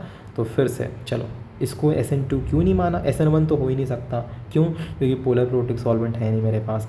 और SN2 इसीलिए नहीं हुआ क्योंकि ये बहुत ही बल्की न्यूक्लियोफाइल, बल्की टाइप का है, और अगर बल्की टाइप का है तो इसको मारने में प्रॉब्लम हो जाएगा। ठीक है, और मारने में प्रॉब्लम हो जाएगा तो ये बेस की तरह एक्ट करेगा। बस एक ही सिचुएशन में ये न्यूक्लियोफाइल की तरह एक्ट करता है, वो 1 डिग्री सबस्ट्रेट इसको मिले तब जाके, है ना। चलो नेक्स्ट, तो मतलब ये E2 की तरह एक्ट करेगा, एलिमिनेशन करवाएगा। तो लिविंग ग्रुप जिससे अटैच्ड है उसको बोलेंगे अल्फ़ा, बगल वाला बीटा कार्बन, ये बीटा कार्बन, यहाँ पर बीटा हाइड्रोजन, है ना। तो ये क्या करेगा, आएगा एक बार यहाँ से प्रोडक्ट बनाएगा। ठीक है, तो मेरा प्रोडक्ट आ जाएगा कुछ इस तरीके से। नेक्स्ट, अब जो दूसरा प्रोडक्ट है कैसा आ जाएगा, एक बार ये वाला हाइड्रोजन आएगा और ये से क्लोरीन निकलेगा। ठीक है, तो ये प्रोडक्ट भी आ सकता है मेरे पास, है ना। नेक्स्ट, दोनों में से कौन मेजर होगा? तो यहाँ पर ध्यान से देखना, मेरे पास जो बेस है वो कैसा है, हाथी जैसा है। जब हाथी जैसा आ जाए बेस, तो उस केस में हमको होफमैन को जिताना है। होफमैन कौन होगा? जो लेस स्टेबल होगा इसमें। तो लेस स्टेबल कौन सा है? तो देख लो इसमें कितना है अल्फ़ा, इसमें 2 अल्फ़ा है, इसको 6 अल्फ़ा मिल रहा है, ठीक है। दैट इम्प्लाइज ये मेरा होफमैन हो जाएगा, ठीक है, और ये मेरा सिथजेफ हो जाएगा, ठीक है। तो मोर स्टेबल अल्कीन को बोलते हैं सिथजेफ, लेस स्टेबल को बोलते हैं होफमैन। और अगर ये होफमैन है दैट इम्प्लाइज ये मेरा जो एल्कीन है ये मेरा क्या हो जाएगा, मेजर हो जाएगा, क्योंकि मेरा बेस बल्कि था, है ना। नेक्स्ट इस केस को सोल्व करो, अल्कोहलिक KOH है तो डैट इम्प्लाइज एलिमिनेशन होगा, E2 होगा मेरा, है ना। नेक्स्ट तो अब कैसे समझेंगे सर, लिविंग ग्रुप जिससे अटैच है उसको बोलते हैं अल्फ़ा, उसके बगल वाला हो जाएगा बीटा, उसके बगल वाला हो जाएगा बीटा, ठीक है। तो एक बार यहाँ से जो KOH आएगा यहाँ पर आया, इसको पकड़ा, फिर उनको बाहर किया, फिर से हाइड्रोजन है, फिर से यहाँ से ये भी पॉसिबिलिटी है, ठीक है। तो 2 पॉसिबिलिटी है, तो हो जाएगा CH2, फिर यहाँ पर डबल बॉन्ड, फिर CH, फिर यहाँ पर यहाँ पर हो जाएगा CH और ठीक है CH2, फिर यहाँ पर CH3 प्लस, और उधर साइड से भी प्रोडक्ट बन सकता है CH डबल बॉन्ड CH और ये CH3। तो फिर से ये मेरा हो जाएगा होफमैन हो जाएगा, और ये मेरा हो जाएगा सिथजेफ, ठीक है। अब इसमें से मेजर कौन होगा, तो कंडीशन देखनी पड़ेगी हमको। इसमें जो लिविंग ग्रुप है फ्लोरीन था, और फ्लोरीन था डैट इम्प्लाइज मेरा होफमैन जो हो जाएगा मेजर हो जाएगा। आ रहा है कुछ समझ में अंकित? हाँ बोलो, क्या तुम लोग सब सोते सोते देख रहे हो? कॉपी लो, कुर्सी में बैठो और ऑब्ज़र्व करो अच्छे से, लॉस्ट भी नहीं होना है एकदम। अच्छा अगर तुमको लग रहा है कि पेस थोड़ा स्लो है तो तुम 1x 1.5x कर सकते हो, ठीक है। समझ में आना चाहिए, बस ऑब्ज़र्व करते जाओ ना, मिमिक करते रहो, देखो कैसे किस तरीके से मैं रिएक्शन करवा रहा हूँ। बस तुमको भी सेम अप्रोच फॉलो करना है, और जो भी पढ़ा रहा हूँ उसको फिर से ज़रूर पढ़ना है प्लीज़, नहीं तो भूल जाओगे, ट्रस्ट मी। ये बहुत इंपॉर्टेंट नोट है जी, बहुत इंपॉर्टेंट। मैं क्या बोलूँ, इसकी इंपॉर्टेंस बहुत ज़्यादा है। मैं ये कहना चाहता हूँ कि ये जो टर्सरी ब्यूटोक्साइड है और ये जो तुम्हारा ETO नेगेटिव है, इसको क्योंकि इथाइल है, ये इथाइल है तो इसको ETO नेगेटिव भी कहते हैं, ठीक है। तो ये थोड़े भारी टाइप के होते हैं, भारी मतलब बल्कि होते हैं, तो इनको न्यूक्लियोफाइल की तरह एक्ट करने में थोड़ा परेशानी हो जाता है जी, ये प्रॉब्लम है इनके साथ। तो इसीलिए मोस्टली ये बेस की तरह एक्ट करते हैं, लेकिन ऐसा नहीं है कि ज़िंदगी भर ये बेस ही बन के रहेंगे। कभी कभार ये न्यूक्लियोफाइल की तरह एक्ट कर सकते हैं, लेकिन वो बहुत ही रेयर, और वो ऐसे जहाँ पर छोटे छोटे सबस्ट्रेट होते हैं वहाँ पर न्यूक्लियोफाइल की तरह भी एक्ट कर जाते हैं, है ना। जैसे फॉर एग्जांपल ये देखो, हमको आइडेंटिफाई करना है बेसिकली कि ये रिएक्शन जो है, ये कौन सा रिएक्शन है। तो सबसे पहले हम लोग आइडेंटिफाई, SN1 होगा क्या पहला वाला रिएक्शन? नहीं सर, पोलर प्रोटिक सॉल्वेंट है ही नहीं मेरे पास, ठीक है, और ऊपर से तो 1 डिग्री भी नहीं है भाई। नेक्स्ट SN2 होगा क्या? SN2 का चांस बन सकता है, क्यों? क्योंकि इस केस में एलिमिनेशन तो होएगा ही नहीं भाई, एलिमिनेशन के लिए अल्फ़ा और बीटा तो होना चाहिए ना एटलीस्ट, है ही नहीं, कहाँ से करेगा? दैट इम्प्लाइज SN2 का काम कर सकता है, और ये अटैक करेगा, Cl को बाहर कर देगा, तो प्रोडक्ट मेरा इस तरीके से आ जाएगा। दैट इम्प्लाइज ये मेरा SN2 हुआ है। ये ऐसा केस था जहाँ मैंने तुमको समझाया कि ये मेरा जो टर्सरी ब्यूटोक्साइड है SN2 में भी आ सकता है, और रेयर सिनेरियो था ये तुम्हारा, है ना। नेक्स्ट अभी इस ये वाला केस देखते हैं, क्या SN1 हो सकता है? एकदम नहीं सर, क्यों? वो ऐसा इसीलिए क्योंकि यहाँ पोलर प्रोटिक सॉल्वेंट है क्या? नहीं। हालांकि ये 3 डिग्री है, लेकिन क्या पोलर प्रोटिक सॉल्वेंट मिला है क्या? नहीं मिला है सर। नेक्स्ट क्या SN2 की तरह एक्ट कर सकता है क्या सर? सर ये 3 डिग्री है, ऐसे ही कट गया, SN2 भी नहीं होगा सर। नेक्स्ट E2 हो सकता है sir? Yes, there is a possibility. Why? क्योंकि यहाँ पर ये बेस की तरह तो एक्ट करता ही है, ठीक है। नेक्स्ट है, और यहाँ पर एलिमिनेशन करवा सकता है आराम से। फिर से SN1 क्यों नहीं किया? SN1 में होने के लिए इसको जो मेरा टर्सरी ब्यूटोक्साइड है, ये क्या है, भारी भर की है ना, भारी भर की, और उसके लिए उसको थोड़े छोटे छोटे सबस्ट्रेट चाहिए होते ताकि न्यूक्लियोफाइल बन जाए, ठीक है। क्योंकि SN में न्यूक्लियोफाइल आता है ना मारने के लिए, तो इसको न्यूक्लियोफाइल बनने में परेशानी हो जाती है, ये भारी भरकम है ना।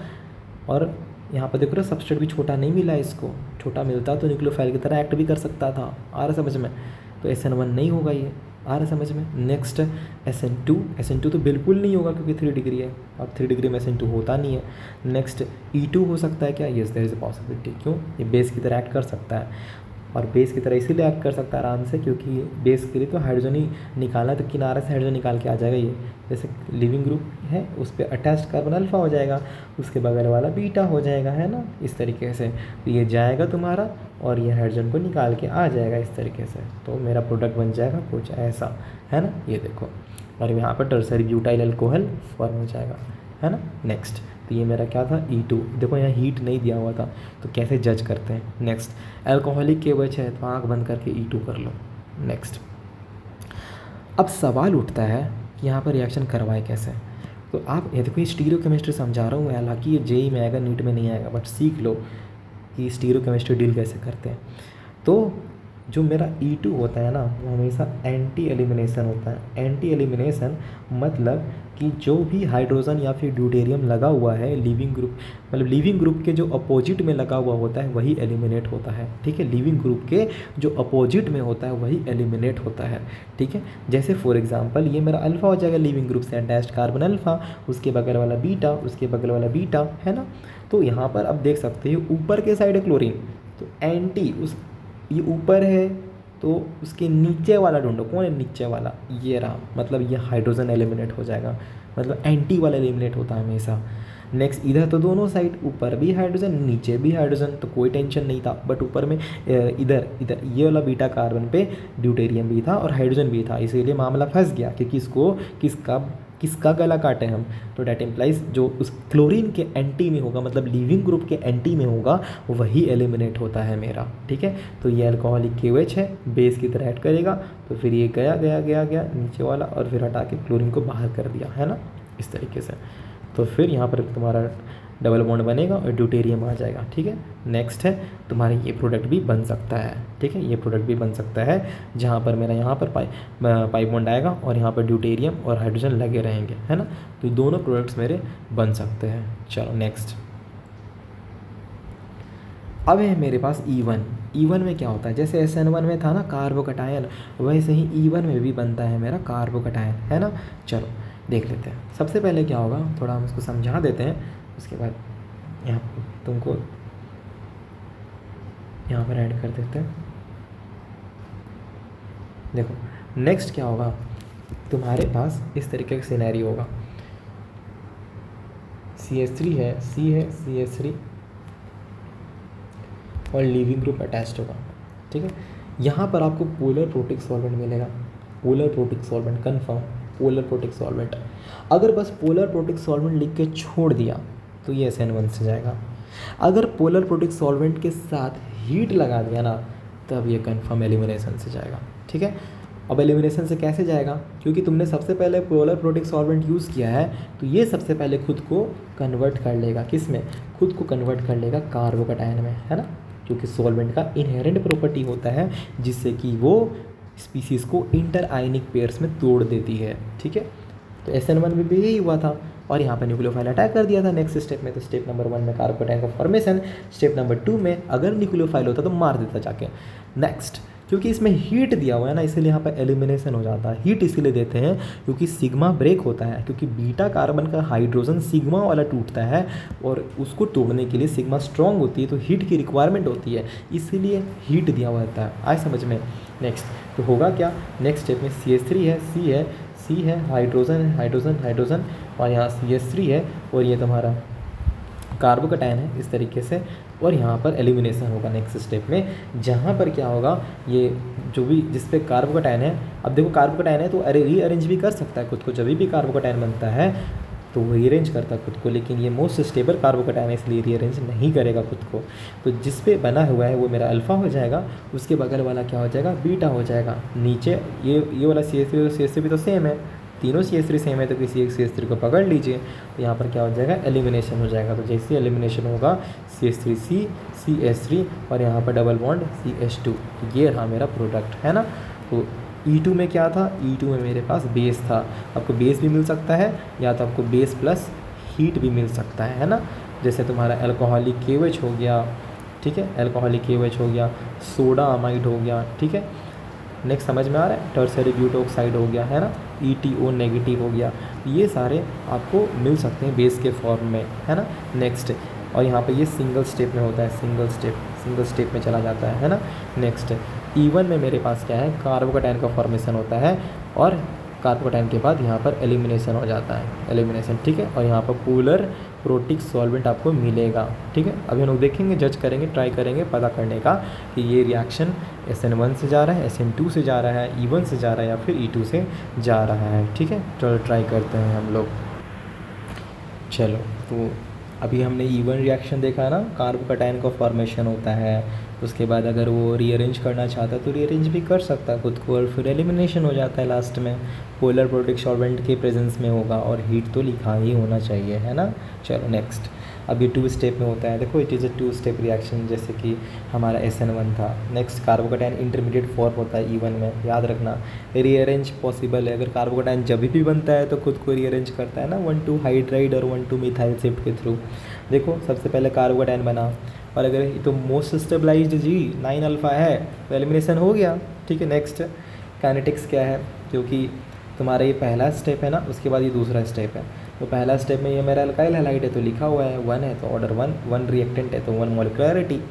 अब जितना ज़्यादा मेरा कार्बोकैटायन स्टेबल होगा तो रेट बढ़ जाएगा E1 का, ठीक है। नेक्स्ट जो रेट डिटरमाइनिंग स्टेप है वो CX का, हाँ, जिसका CX जल्दी टूटेगा, डैट इम्प्लाइज उसका जो RDS है वो उतना ज़्यादा तगड़ा होगा, मतलब स्पीड से जाएगा रिएक्शन। जैसे फॉर एग्जांपल ऐसा क्वेश्चन है, आयोडीन है और तुम्हारा क्या बोलते हैं Cl है, ठीक है। अब यहाँ पर भी मान लो पोलर प्रोटिक सॉल्वेंट और हीट दिया हुआ है, और यहाँ पर भी पोलर प्रोटिक सॉल्वेंट और हीट दिया हुआ है, तो ये तो पता है E1 से जाने वाला कौन स्पीड से जाएगा, क्योंकि CI बॉन्ड कमज़ोर होगा ना, ठीक है, क्योंकि ये कार्बन है सेकेंड पीरियड का, ये आयोडीन है ना, तो ये बॉन्ड जल्दी टूट जाएगा, डैट इम्प्लाइज E1 का रेट पहला वाला में ज़्यादा होगा।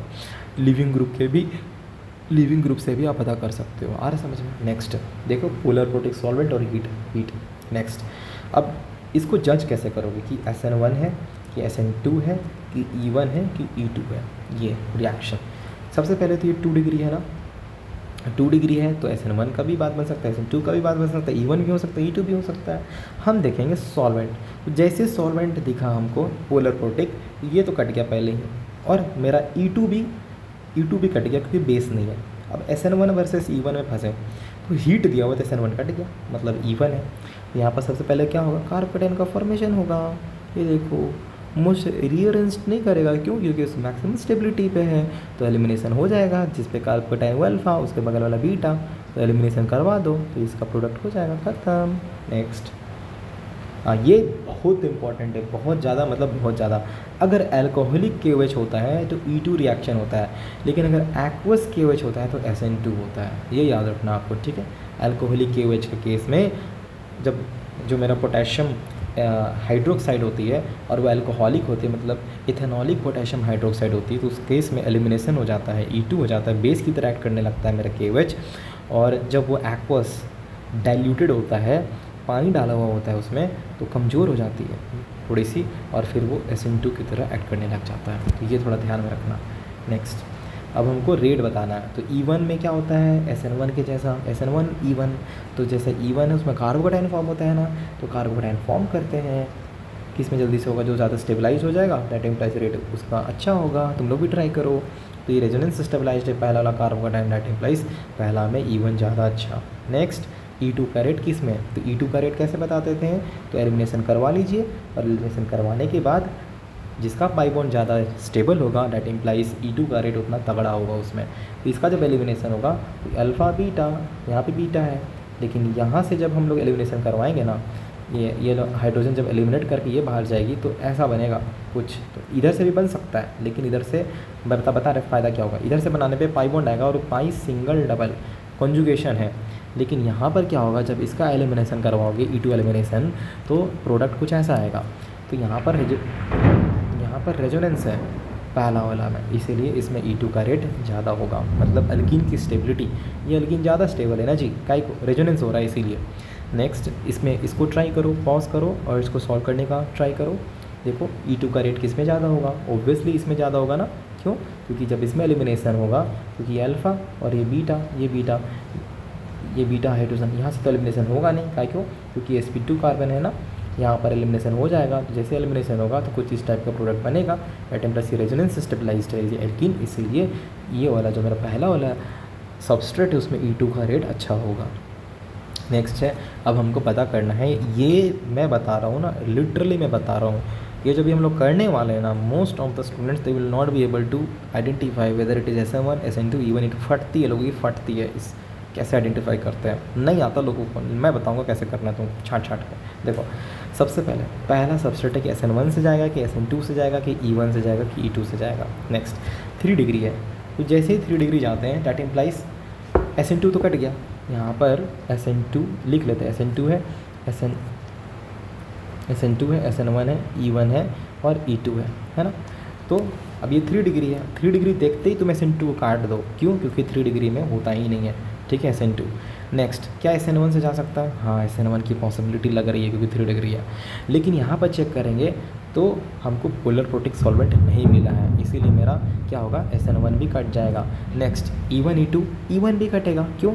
E1 इसीलिए कट जाएगा क्योंकि हमको पोलर प्रोटिक सॉल्वेंट नहीं मिला है, तो इसमें क्या हो जाएगा, E2। आ रहा है समझ में? चलो, अब ये होगा कैसे? अब यहाँ पर ये बेस की तरह एक्ट कर रहा है ना, तो ये अल्फ़ा हो जाएगा और बगल वाला बीटा, ये भी बीटा, तो दोनों बीटा सेम है, तो किसी एक से एलिमिनेशन करवा दीजिए, यहाँ पर ले जाइए, पाई बॉन्ड बना दीजिए, तो ये हो जाएगा तुम्हारा कुछ ऐसा प्रोडक्ट आएगा। नेक्स्ट, फिर से SN1 SN2 फिर E1 फिर E2, KOH है, एक्वस है, ये तो सीधा SN2 हो जाएगा, बताया था, ऊपर ही बताया था SN2, फिर सीधा माइनस से जाके मारेगा और Br को बाहर कर देगा, कुछ ऐसा फॉर्म होगा OH। नेक्स्ट, NaOET, अब O negativity measure of the time base की तरह ऐड करता है, न्यूक्लियोफाइल की तरह भी ऐड कर सकता है, बट बहुत ही कम ऐड करता है, जहाँ पर CH3Br टाइप का, CH3Cl टाइप का सबस्ट्रेट हो, बहुत ही छोटा सबस्ट्रेट हो, तब जाके न्यूक्लियोफाइल की तरह ऐड करता है, measure of the time base की तरह ही ऐड करता है, ठीक है। यहाँ पर SN1 हो जाएगा, SN2 और फिर E1 और फिर E2। अब देखो सबसे पहले कैसे जाँचेंगे, अभी 2 डिग्री है ना, तो 2 डिग्री में कोई भी पॉसिबिलिटी हो सकता है भाई, तो अब हमको यही बताएगा क्या करना है, ठीक है। SN1 पोलर प्रोटिक नहीं था सर, काट दिया। SN2, सर SN2 तो होगा नहीं क्योंकि ये तो हमारा बल्कि है ना, और बल्कि है तो डेट इम्प्लाइज न्यूक्लियोफाइल बहुत ख़राब होगा, इसलिए SN2 भी कटा। E1 पोलर प्रोटिक है नहीं, तो E2 की तरह E2 रिएक्शन होगा इसमें। अब E2 रिएक्शन होगा, डेट इम्प्लाइज ये अल्फ़ा हो जाएगा, ठीक है, ये बीटा हो जाएगा, फिर से ये बीटा हो जाएगा, तो यहाँ पर क्या होगा, बीटा हाइड्रोजन, ठीक है, तो ये नेगेटिव जाएगा और फिर यहाँ से Br को हटाएगा, फिर से यहाँ से 2 प्रोडक्ट आ सकते हैं हमारे, तो 2 प्रोडक्ट जो आएंगे हमारे कुछ ऐसे दिखेंगे, इस तरीके के, ठीक है, कुछ इस तरीके का हमको नज़र आने वाला है ऐसा। अब स्टेबल ये है मेरा ना, ठीक है, तो ये जो मेरा एल्कीन है, ये जो मेरा एल्कीन है डेट इम्प्लाइज, अब इसका अल्फा चेक कर लेंगे, अगर अल्फा चेक करते हैं तो 2, ठीक है, 1 2 3 और 4 5, ठीक है, यहाँ 3 है, तो 3 4 5 6 7 अल्फ़ा है, और यहाँ पर जो अल्फ़ा मिल रहा है 3 अल्फ़ा है, डेट इम्प्लाइज ये मेरा क्या हो जाएगा, मेजर हो जाएगा। बोलो, आ रहा समझ में? नेक्स्ट, अल्कोहलिक के वजह से तो आँख बंद करके E2, ठीक है, तो फिर से ये मेरा अल्फ़ा है, ये बीटा है, ये बीटा है, ये बीटा है, ठीक है, ये बीटा और ये बीटा तो सेम लग रहे हैं मेरे को, ठीक है, दैट इम्प्लाइज यहाँ पर जो एलिमिनेशन होगा ये ऊपर से भी हो सकता है, साइड से भी हो सकता है, तो प्रोडक्ट 2 आ सकते हैं मेरे पास। अब मैं डायरेक्ट बना रहा हूँ, ठीक है, किसी को दिक्कत होगा तो पर्सनली ऐसे मेरे को DM कर लेना, मैं तुमको फिर से समझा दूँगा, ठीक है। तो यहाँ पर ये प्रोडक्ट आएगा, ठीक है। अब यहाँ पर जो मेज़र होगा ये वाला मेज़र होगा, क्योंकि ये ज़्यादा तुम्हारा क्या है, स्टेबलाइज्ड अल्कीन है ना। नेक्स्ट है हाँ चलो नेक्स्ट है फिर से ये, अब ये कौन सा रिएक्शन है भाई, OH माइनस है, C2H5OH है, तो होगा क्या यहाँ पर, सबसे पहले यहाँ पर ये बेस दिया हुआ है या एसिड दिया हुआ है, तो सबसे पहले रिएक्शन होगा, तो रिएक्शन होगा तो C2H5O माइनस तैयार होगा। अब ये तो बताया ना मैंने, मेजर ऑफ द टाइम्स, देखो ये बेस है ना और ये एसिड है, तो एसिड बेस होकर पहले बेस तैयार होगा। अभी मेजर ऑफ द टाइम्स कैसा एक बेस की तरह एक्ट करता है, मतलब यहाँ पर E2 होगा, ठीक है। SN1 नहीं हो सकता, क्यों नहीं SN1 हो सकता, क्योंकि पोलर प्रोटिक चाहिए, कट गया। SN2 क्यों नहीं हो सकता भाई, 3 डिग्री है, ये देख लीजिए। दूसरी बात, मेरा न्यूक्लियोफाइल देखिए एकदम बड़ा है, SN2 भी कटा। E1 सब पोलर प्रोटिक चाहिए, नहीं है मेरे पास, ठीक है, आए समझ में।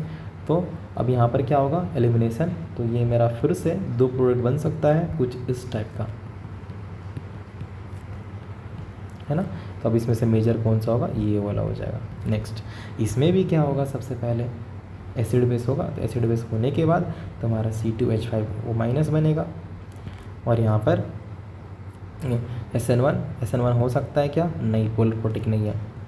नेक्स्ट, SN2 हो सकता है क्या, यहाँ पर सर देखिए ना न्यूक्लियोफाइल कितना बड़ा है, तो कैसे हो जाएगा, आए समझ में। तो इस केस में क्या होगा, एलिमिनेशन, और उसमें भी E1 होगा क्या, पोलर प्रोटिक नहीं है। E2 होगा क्या, यस सर, E2 हो जाएगा। ये अल्फ़ा है, ये बीटा है, तो यहाँ से बेस जाएगा और फिर एलिमिनेशन करवाएगा, यहाँ पर एल्कीन रेडी हो गया। नेक्स्ट है OH माइनस है। अब यहाँ पर चेक करते हैं, देखो अब यहाँ पर बस OH माइनस दिया हुआ है, तो क्या SN1 हो सकता है क्या? SN1 के लिए इसका नेचर 1 डिग्री है और पोलर प्रोटिक भी नहीं कट गया।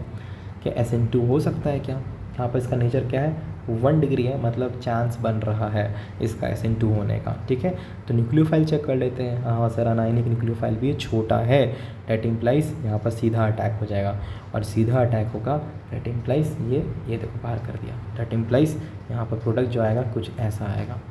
आ रहा समझ में? ठीक है, E1 क्यों नहीं हुआ? E1 इसीलिए घटा क्योंकि यहाँ पर पोलर प्रोटिक सॉल्वेंट था नहीं मेरे पास। ठीक है, E2 इसीलिए घटा क्योंकि यहाँ पर हमको एक बेस चाहिए था, अगर अल्कोहलिक KOH होता तो यहाँ पर एलिमिनेशन हो जाता। आ रहा समझ में? नेक्स्ट, अब यहाँ पर देखो, क्या ये SN1 का केस हो सकता है? चांस है क्योंकि 3 डिग्री है, लेकिन पोलर प्रोटिक नहीं है, कट गया। SN2 का चांस है क्या? सर 3 डिग्री ऐसे ही कट गया। सर E1 का चांस क्या? कट गया क्योंकि पोलर प्रोटिक नहीं है। ठीक है, सॉल्वेंट यहाँ पर E2, यस E2 हो जाएगा। ठीक है, तो E2 में क्या होगा? ये मेरा अल्फ़ा है, ये मेरा बीटा है, तो फिर यहाँ पर जाएगा, पकड़ेगा और फिर एलिमिनेशन होगा और प्रोडक्ट ये आ जाएगा। नेक्स्ट, ये बताओ, सबसे पहले एसिड बेस होगा, यहाँ पर एसिड बेस होके OH माइनस आ जाएगा। नेक्स्ट, अब जैसे यहाँ पर OH माइनस आएगा तो हम देखते हैं क्या पॉसिबिलिटी बनता है। SN1 हो सकता है क्या? कार्बोकैटायनिस्ट, हाँ SN1 के लिए पोलर प्रोटिक चाहिए, नहीं है polar protic, that implies cut गया। SN2 हो सकता है क्या? चांस है, 2 डिग्री है और अनायनिक भी है, दैट इम्प्लाइज SN2 हो जाएगा। ठीक है, E1 क्यों नहीं हुआ? पोलर प्रोटिक नहीं, कैंसल, ऐसे ही हीट भी नहीं दिया हुआ था। E2 नहीं, E2 भी नहीं होगा, क्या को बेस चाहिए उसके लिए, है ना, और हीट भी देना चाहिए ना उसके लिए, तो यहाँ पर मेरा E2 हो जाएगा, सॉरी SN2 हो जाएगा, और यहाँ पर सीधा मार के क्लोरीन को हटा देगा। देखो ऑब्जर्व करो कैसे छांट रहे हैं हम, फिर से SN1, SN2, E1 और E2। नेक्स्ट देखो, फिर से एसिड बेस हो जाएगा, C2H5O माइनस,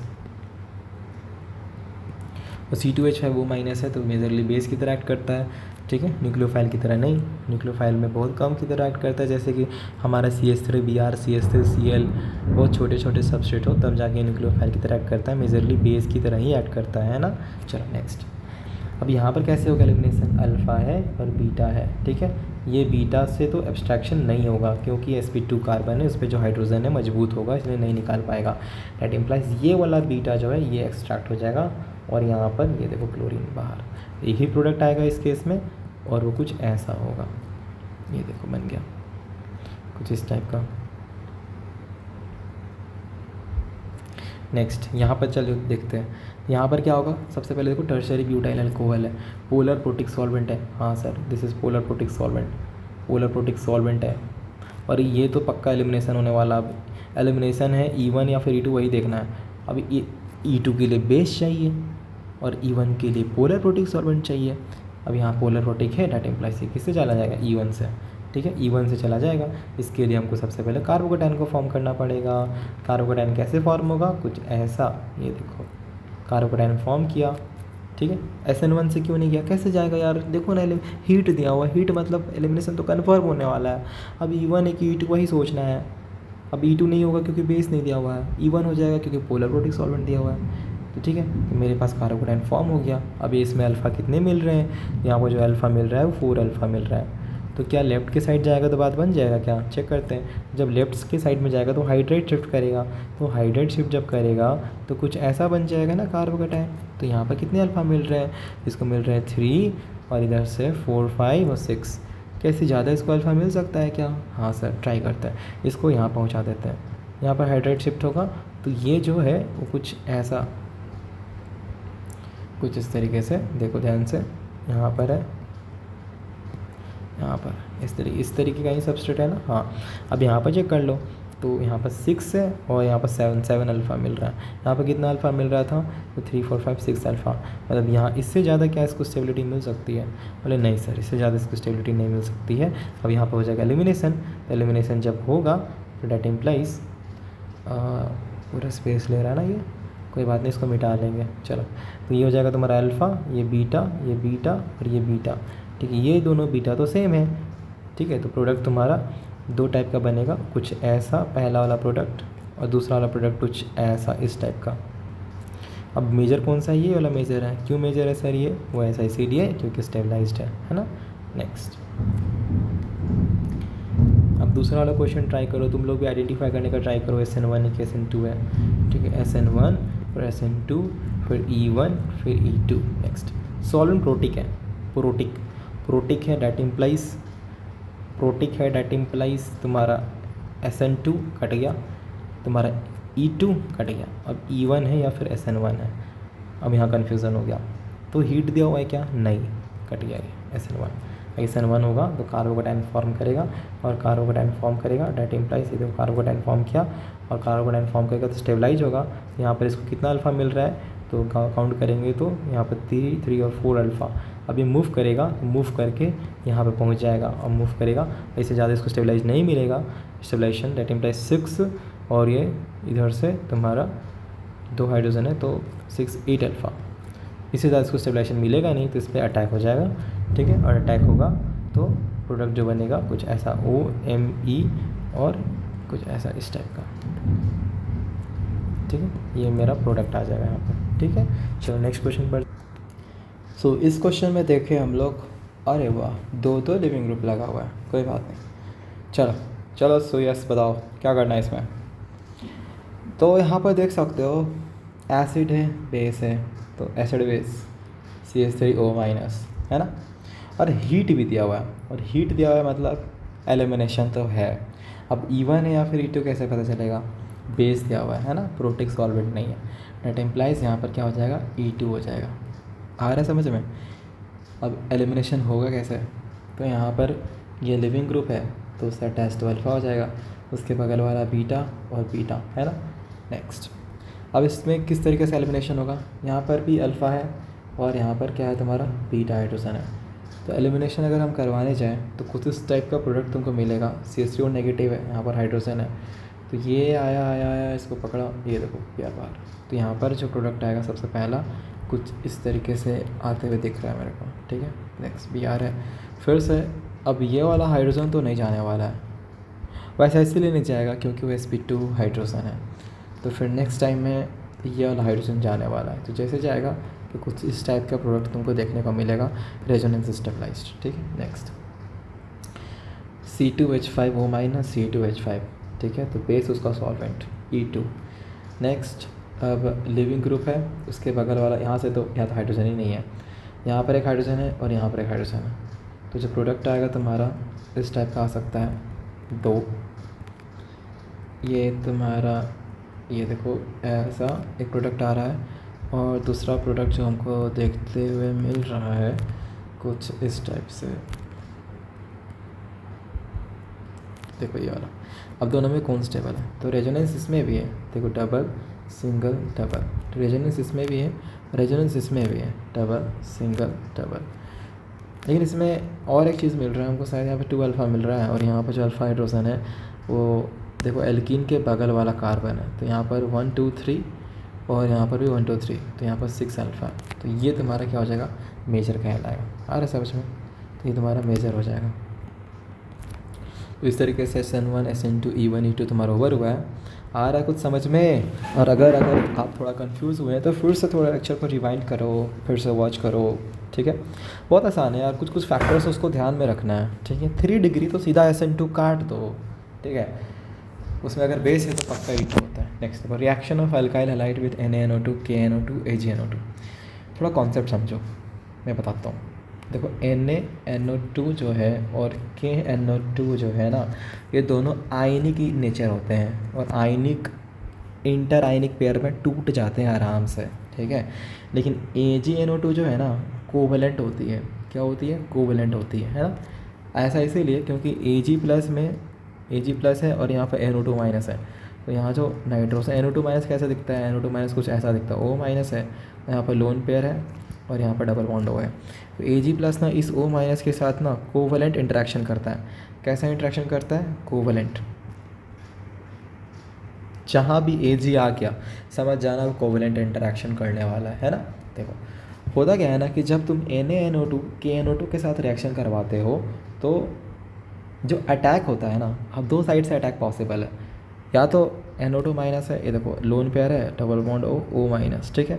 या तो अटैक यहाँ से हो जाए, यहाँ से, ये देखो इस इधर से अटैक हो जाए, और फिर या तो इधर से अटैक हो, ठीक है। तो अटैक हमेशा उस साइड से होना चाहिए जहाँ पर इलेक्ट्रॉन डेंसिटी ज़्यादा है। तो यहाँ पर न्यूक्लियोफिलिसिटी ज़्यादा दिख रहा है ना, क्योंकि O माइनस है, तो प्रेफरेबल अटैक O माइनस से होता है, ठीक है। तो जब हम NaNO2 और KNO2 लगा रहे होते हैं अल्काइल हैलाइड में, तो अटैक होता ही है यहाँ से, क्योंकि यहाँ पर इलेक्ट्रॉन डेंसिटी ज़्यादा है। तो होगा क्या, अनायनिक का न्यूक्लियोफिलिसिटी ज़्यादा होता है, हमने पढ़ाया था तुमको न्यूक्लियोफिलिसिटी में।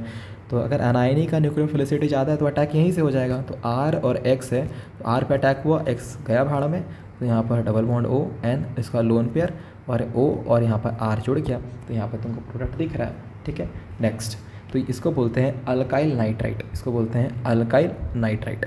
नेक्स्ट, अब जब AgNO2 के साथ रिएक्शन करते हो ना, तो होता क्या है कि AgNO2 के साथ होता क्या है कि मेरे यहाँ लोन पेयर है, डबल बॉन्ड है, O माइनस है, तो पहले से Ag प्लस जो है ना, यहाँ पर कोवलेंट इंटरेक्शन शो कर रही होती है, जिसके कारण यहाँ से O माइनस अटैक हो नहीं पाता। क्यों नहीं हो पाता, क्योंकि Ag प्लस और O माइनस में कोवलेंट इंटरेक्शन हो जाता है, ठीक है।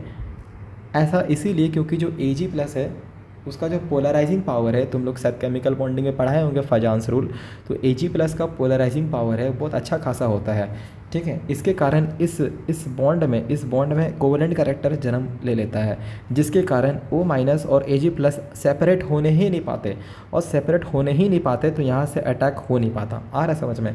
इसीलिए मजबूरन क्या होता है, नाइट्रोजन का मजबूरी में होता है नाइट्रोजन के लोन पेयर से अटैक। होना नहीं चाहिए एक्चुअली में, होना तो O माइनस से चाहिए था, लेकिन O माइनस वाला साइट फ्री होता ही नहीं है, क्योंकि Ag प्लस उसके साथ कोवलेंट इंटरेक्शन करता है। इसीलिए मजबूरी में नाइट्रोजन का जो लोन पेयर है ना, वहाँ से अटैक हो जाता है। आ रहा समझ में।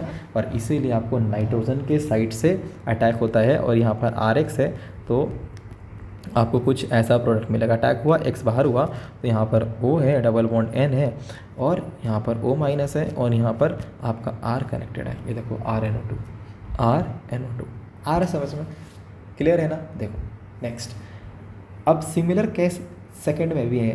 ये NaCN KCl अनायनिक होती है, सॉरी आयनिक टाइप की होती है, तो टूट जाती है इंटर आयनिक पेयर में, ठीक है। तो Cn माइनस होता कैसे देख लेते हैं। देखो C ट्रिपल बॉन्ड N, यहाँ पर इसका लोन पेयर होता है और इस पर माइनस चार्ज होता है। तो अगर हम तुमसे पूछें कि प्रीफरेबल अटैक कहाँ से होना चाहिए, तो कार्बन की साइड से। क्यों सर, क्योंकि न्यूक्लियोफिलिसिटी हाई है। क्यों सर, क्योंकि वो चार्ज है, तो चार्ज का ज़्यादा होता है न्यूक्लियोफिलिसिटी न्यूट्रल के मुकाबले, इसलिए कार्बन के साइड से अटैक प्रीफरेबल है। और होता भी है जब हम NaCN और KCN के साथ रिएक्शन करवाते हैं, तो Na प्लस और अगर यहाँ पर K प्लस होता तो ये वाला आयनिक होता है, तो आयनिक होता है तो ये आराम से सेपरेट हो जाते हैं, और ये जो है ये साइड फ्री होता है, और इसीलिए अटैक हो जाता है RX में आराम से, और अटैक होकर X बाहर चला जाता है, तो यहाँ पर RC ट्रिपल बॉन्ड N बन जाता है। लेकिन जो ही हम यहाँ पर AgCN यूज़ कर लेते हैं ना, AgCN, तो होता क्या है कि Ag प्लस जो है ना, वो पहले से कोवेलेंट इंटरेक्शन कर लेता है, जो भी नेगेटिव फॉर्म हुआ रहता है Cn के साथ, है ना। तो इस नेगेटिव जो Cn में C के पास नेगेटिव है और Ag प्लस के बीच में ये कोवेलेंट इंटरेक्शन होता है, और कोवेलेंट इंटरेक्शन होता है तो ये कार्बन वाला साइड फ्री होता ही नहीं है, इसलिए मजबूरी में नाइट्रोजन के लोन पेयर से अटैक हो जाता है और X बाहर आ जाता है, तो RNC का फॉर्मेशन हो जाता है ना। ये देखो आए समझ में। तो जैसे हमारा NaNO2 और KNO2 है, तो वहाँ पर ऑक्सीजन के साइड से अटैक इसीलिए हुआ है क्योंकि ऑब्वियसली ऑक्सीजन पे नेगेटिव चार्ज है, उसकी न्यूक्लियोफिलिसिटी हाई है, इसलिए R पे मारा और X को बाहर कर दिया, ठीक है। तो तुम पूछोगे कि नाइट्रोजन के साइड से क्यों नहीं हुआ। नाइट्रोजन के साइड से इसीलिए क्योंकि नाइट्रोजन वहाँ पर लोन पेयर था, वो न्यूट्रल पोजीशन था, और ऑक्सीजन पे चार्ज था, इसलिए ऑक्सीजन से अटैक प्रेफरेबल था, ठीक है। और क्योंकि वो NaNO2 और KNO2 आयनिक हैं, इसीलिए आयनिक है तो आराम से कैटायन और अनायन आपस में सेपरेट हो जाते हैं और साइड फ्री हो जाता है, इसलिए अटैक हो जाता है O माइनस के साइड से। बट AgNO2 के केस में क्या होता है, Ag प्लस O माइनस के साथ NO2 का पहले से कोवेलेंट इंटरेक्शन में रहता है, और वो कोवेलेंट इंटरेक्शन फ्री नहीं होने पाता, इसलिए O माइनस एक फ्री साइट नहीं होता है अटैक के लिए, इसलिए मजबूरी में नाइट्रोजन से अटैक हो जाता है, ठीक है, और तुम्हारा नाइट्रो एल्केन बनता है, ठीक है। और सिमिलरली Cn के केस में जब NaCN और KCN लेते हो तो ये आयनिक होती है, ठीक है, और आयनिक होती है दैट इम्प्लाइज ये आराम से इंटर आयनिक पेयर में कन्वर्ट हो जाते हैं, दैट इज़ Cn माइनस और Na प्लस, या फिर Cn माइनस और K प्लस। और Cn माइनस में कार्बन के पास नेगेटिव चार्ज है और नाइट्रोजन के पास लोन पेयर है, और कार्बन के पास नेगेटिव चार्ज है तो अनायनी का न्यूक्लियोफिलिसिटी हाई होता है। इसीलिए क्या होता है, कार्बन के साइड से अटैक हो जाता है, वो साइड फ्री है इसीलिए, और तुम्हारा अल्काइल साइनाइड बन जाता है। लेकिन AgCN के केस में जो कार्बन पे नेगेटिव चार्ज होता है वो Ag प्लस के साथ कोवेलेंट इंटरेक्शन करता है, जिसके कारण कार्बन का जो नेगेटिव चार्ज है वो फ्री साइड नहीं बचता, इसीलिए मजबूरी में नाइट्रोजन के लोन पेयर से अटैक हो जाता है। आए समझ में? तो अल्काइल आइसोसाइनाइड बनता है। ये बहुत इंपॉर्टेंट है, एग्ज़ाम में हर साल आता है। देखो नेक्स्ट है जेमिनल और विसनल। हमने समझाया था ना, एक ही कार्बन पे 2 हैलोजन रहेंगे उसको बोलते हैं जेमिनल, और अगर एडजेसेंट रहेंगे उसको हम क्या कहते हैं, विसनल, है ना। जैसे फॉर एग्जांपल इस केस में देखो, ये तुम्हारा क्या, एक ही कार्बन पे 2 हैलोजन है, यहाँ पर देखो एडजेसेंट है, जिसे वो विसनल बोलते हैं। नेक्स्ट, आपको बस ये समझाया जा रहा है कि अगर यहाँ पर हीट है तो एलिमिनेशन होगा, और ये बेस है, सोडा अमाइड ऊपर पढ़ के आए तो E2 होने वाला है। तो E2 में क्या होता है, E2 में होगा HX का एलिमिनेशन, ठीक है। तो कैसे कैसे होगा, तो R है, C है, हाइड्रोजन है, यहाँ पर CH है, Br है, और यहाँ पर Br है, तो जिससे अटैच्ड है वो अल्फ़ा, ये बगल वाला बीटा, तो NH2 माइनस है, बेस की तरह काम करेगा सोडा अमाइड, यहाँ पर आएगा और ये Br को बाहर कर देगा, तो होगा क्या, RCH, यहाँ पर डबल बॉन्ड और फिर यहाँ पर CHBr, ठीक है। फिर स्ट्रॉन्ग हीटिंग के प्रेजेंस में ये रिएक्शन हो जाएगा, स्ट्रॉन्ग हीटिंग करोगे तो फिर से यहाँ पर ये पकड़ेगा और Br को बाहर कर देता है, तो RC ट्रिपल बॉन्ड CH बन जाता है ना। नेक्स्ट, सिमिलर ऐसा ही हुआ है अल्कोहलिक KOH के साथ भी। नेक्स्ट, यहाँ पर भी सिमिलर सिचुएशन है, एक बार तुम्हारा ये जाएगा, एक बार तुम्हारा फिर ये जाएगा, जिसके कारण तुम्हारा यहाँ ट्रिपल बॉन्ड आ जाएगा, है ना। नेक्स्ट, अगर आपने ये रिएजेंट यूज़ कर लिया ना, उस केस में क्या होता है, ये दोनों Br एक साथ चले जाते हैं, ठीक है, और डबल बॉन्ड बन जाता है। अगर आपने ये रिएजेंट यूज़ कर लिया तो दोनों Br एक साथ चले जाते हैं और डबल बॉन्ड आ जाता है। जिंक डस्ट और हीट होना चाहिए। अगर आपने बेस और हीट यूज़ किया है तो उस केस में HX बाहर जाता है, ठीक है, मतलब HBr, 2 बार HBr किया है, यहाँ पर पहली बार HBr किया, ठीक है, HBr, फिर यहाँ पर HBr किया, है ना, यहाँ पर भी 2 बार HBr किया है, 2 स्टेप में गया रिएक्शन, ठीक है। लेकिन अगर आपको दोनों ब्रोमीन को एक साथ भेजना है तो ये रिएजेंट यूज़ कीजिए, जिंक डस्ट, दोनों ब्रोमीन एक साथ में चले जाएंगे। नेक्स्ट, ये सीरीज एक बार करो, ट्राई करो इसको करने का, हो रहा है क्या। देखो हैलोजनेशन करवाया था ना, हैलोजनेशन में Cl2 लाइट के प्रेजेंस में रिएक्शन कहाँ पर होगा, आइडेंटिफाई करो।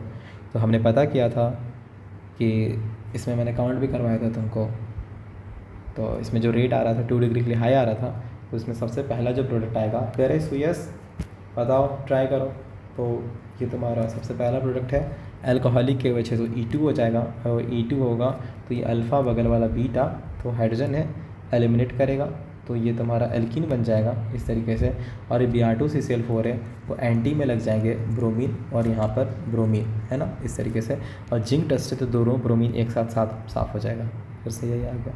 नेक्स्ट देखो, इसी साल आया है AgNO2 और AgCN के साथ, ठीक है। तो एक बार AgCN के साथ कर रहे हैं, एक बार AgNO2 के साथ कर रहे हैं, तो देखते हैं एक बार हम लोग A एंड B पूछ रहे हैं, तो A क्या बनेगा, तो Ag है ना, Ag, तो Ag क्या करेगा, O- के साथ चिपक के रहेगा, और O- फ्री नहीं होने पाएगा, इसलिए मजबूरी में नाइट्रोजन के साथ से अटैक हो जाएगा।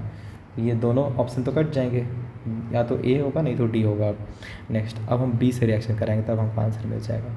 अब AgCN है, तो AgCN में अगेन Ag प्लस C के माइनस के साथ चिपक के रहेगा, तो फिर वो हटेगा नहीं, तो नाइट्रोजन के लोन पेयर से अटैक कराना पड़ेगा, तो NC बनना चाहिए, दैट इम्प्लाइज D ऑप्शन।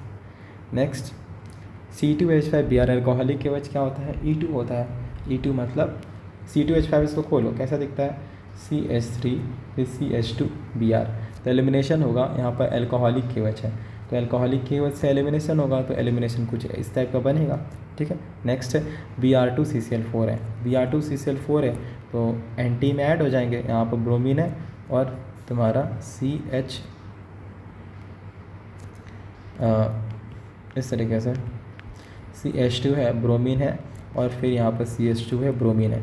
इसके बाद बोला है KCN एक्सेस में डाला हुआ है, तो प्लस माइनस फिर से SN2 होगा, एक्सेस में है, एक्सेस में तो दोनों ब्रोमीन हट जाएगा, तो यहाँ पर भी CN आ जाएगा और CH2 यहाँ पर भी CN आ जाएगा। नेक्स्ट हो गया। नेक्स्ट क्वेश्चन बोला है गिवन बिलो, तुम लोग ट्राई करो, given below are the two statements, one is label as assertion and the other is label as reason. Haloalkane reacts with KCN to form alkyl cyanides. हाँ बिल्कुल सही, क्योंकि KCN है आयनिक है, तो टूट जाएगी तो कार्बन के नेगेटिव से अटैक होता है तो अल्काइल साइनाइड फॉर्म होता है as a main product by the AgCN isocyanide. बिल्कुल सही, रीज़न यही कि KCN and AgCN both are highly ionic compounds. नहीं बिल्कुल गलत, AgCN आयनिक नहीं होता, कोवेलेंट होता है और ये होता है ionic. Next alkyl halide is converted into, देख लो हर साल क्वेश्चन आता है इससे, 24 में भी 25 में भी रिपीट हो रहा है। देखो alkyl halide is converted into alkyl isocyanide by the reaction. Alkyl isocyanide, तो हमको चूज करना पड़ेगा कोवेलेंट वाला AgCN वाला, ये देखो डी ऑप्शन। नेक्स्ट क्या बोले को 22 में भी, अरे बहुत इतना रिपीट होता है, हम क्या बोले तुमको, AgCN है। अब AgCN है तो उस केस में क्या होगा, उस केस में अल्काइल आइसोसाइनाइड बनेगा, क्योंकि Ag+ कार्बन के नेगेटिव के साथ कोवेलेंट इंटरेक्शन करेगा, C- फ्री नहीं हो पाएगा तो मजबूरी में नाइट्रोजन के लोन पर से अटैक होगा, इस केस में तुम्हारा NC बनेगा। नेक्स्ट ए प्रोडक्ट, अब इस साइड है NaCN आयनिक है, फ्री हो जाएगा, कार्बन के नेगेटिव से मार देगा, तो यहाँ पर अल्काइल आइसोसाइनाइड बन जाएगा, ये देखो। Next increasing rate of SN1 reaction, SN1 reaction है तो आपको क्या करना है, कार्बोकेटाइन का फॉर्मेशन करना है, तो कार्बोकेटाइन का फॉर्मेशन करो इस तरीके से, प्लस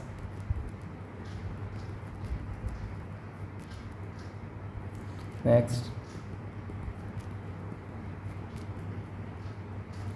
यहाँ पर रेजोनेंस मिल रहा है, यहाँ पर -I मिल रहा है क्योंकि इसके मेटा पे है, ortho Meta -I।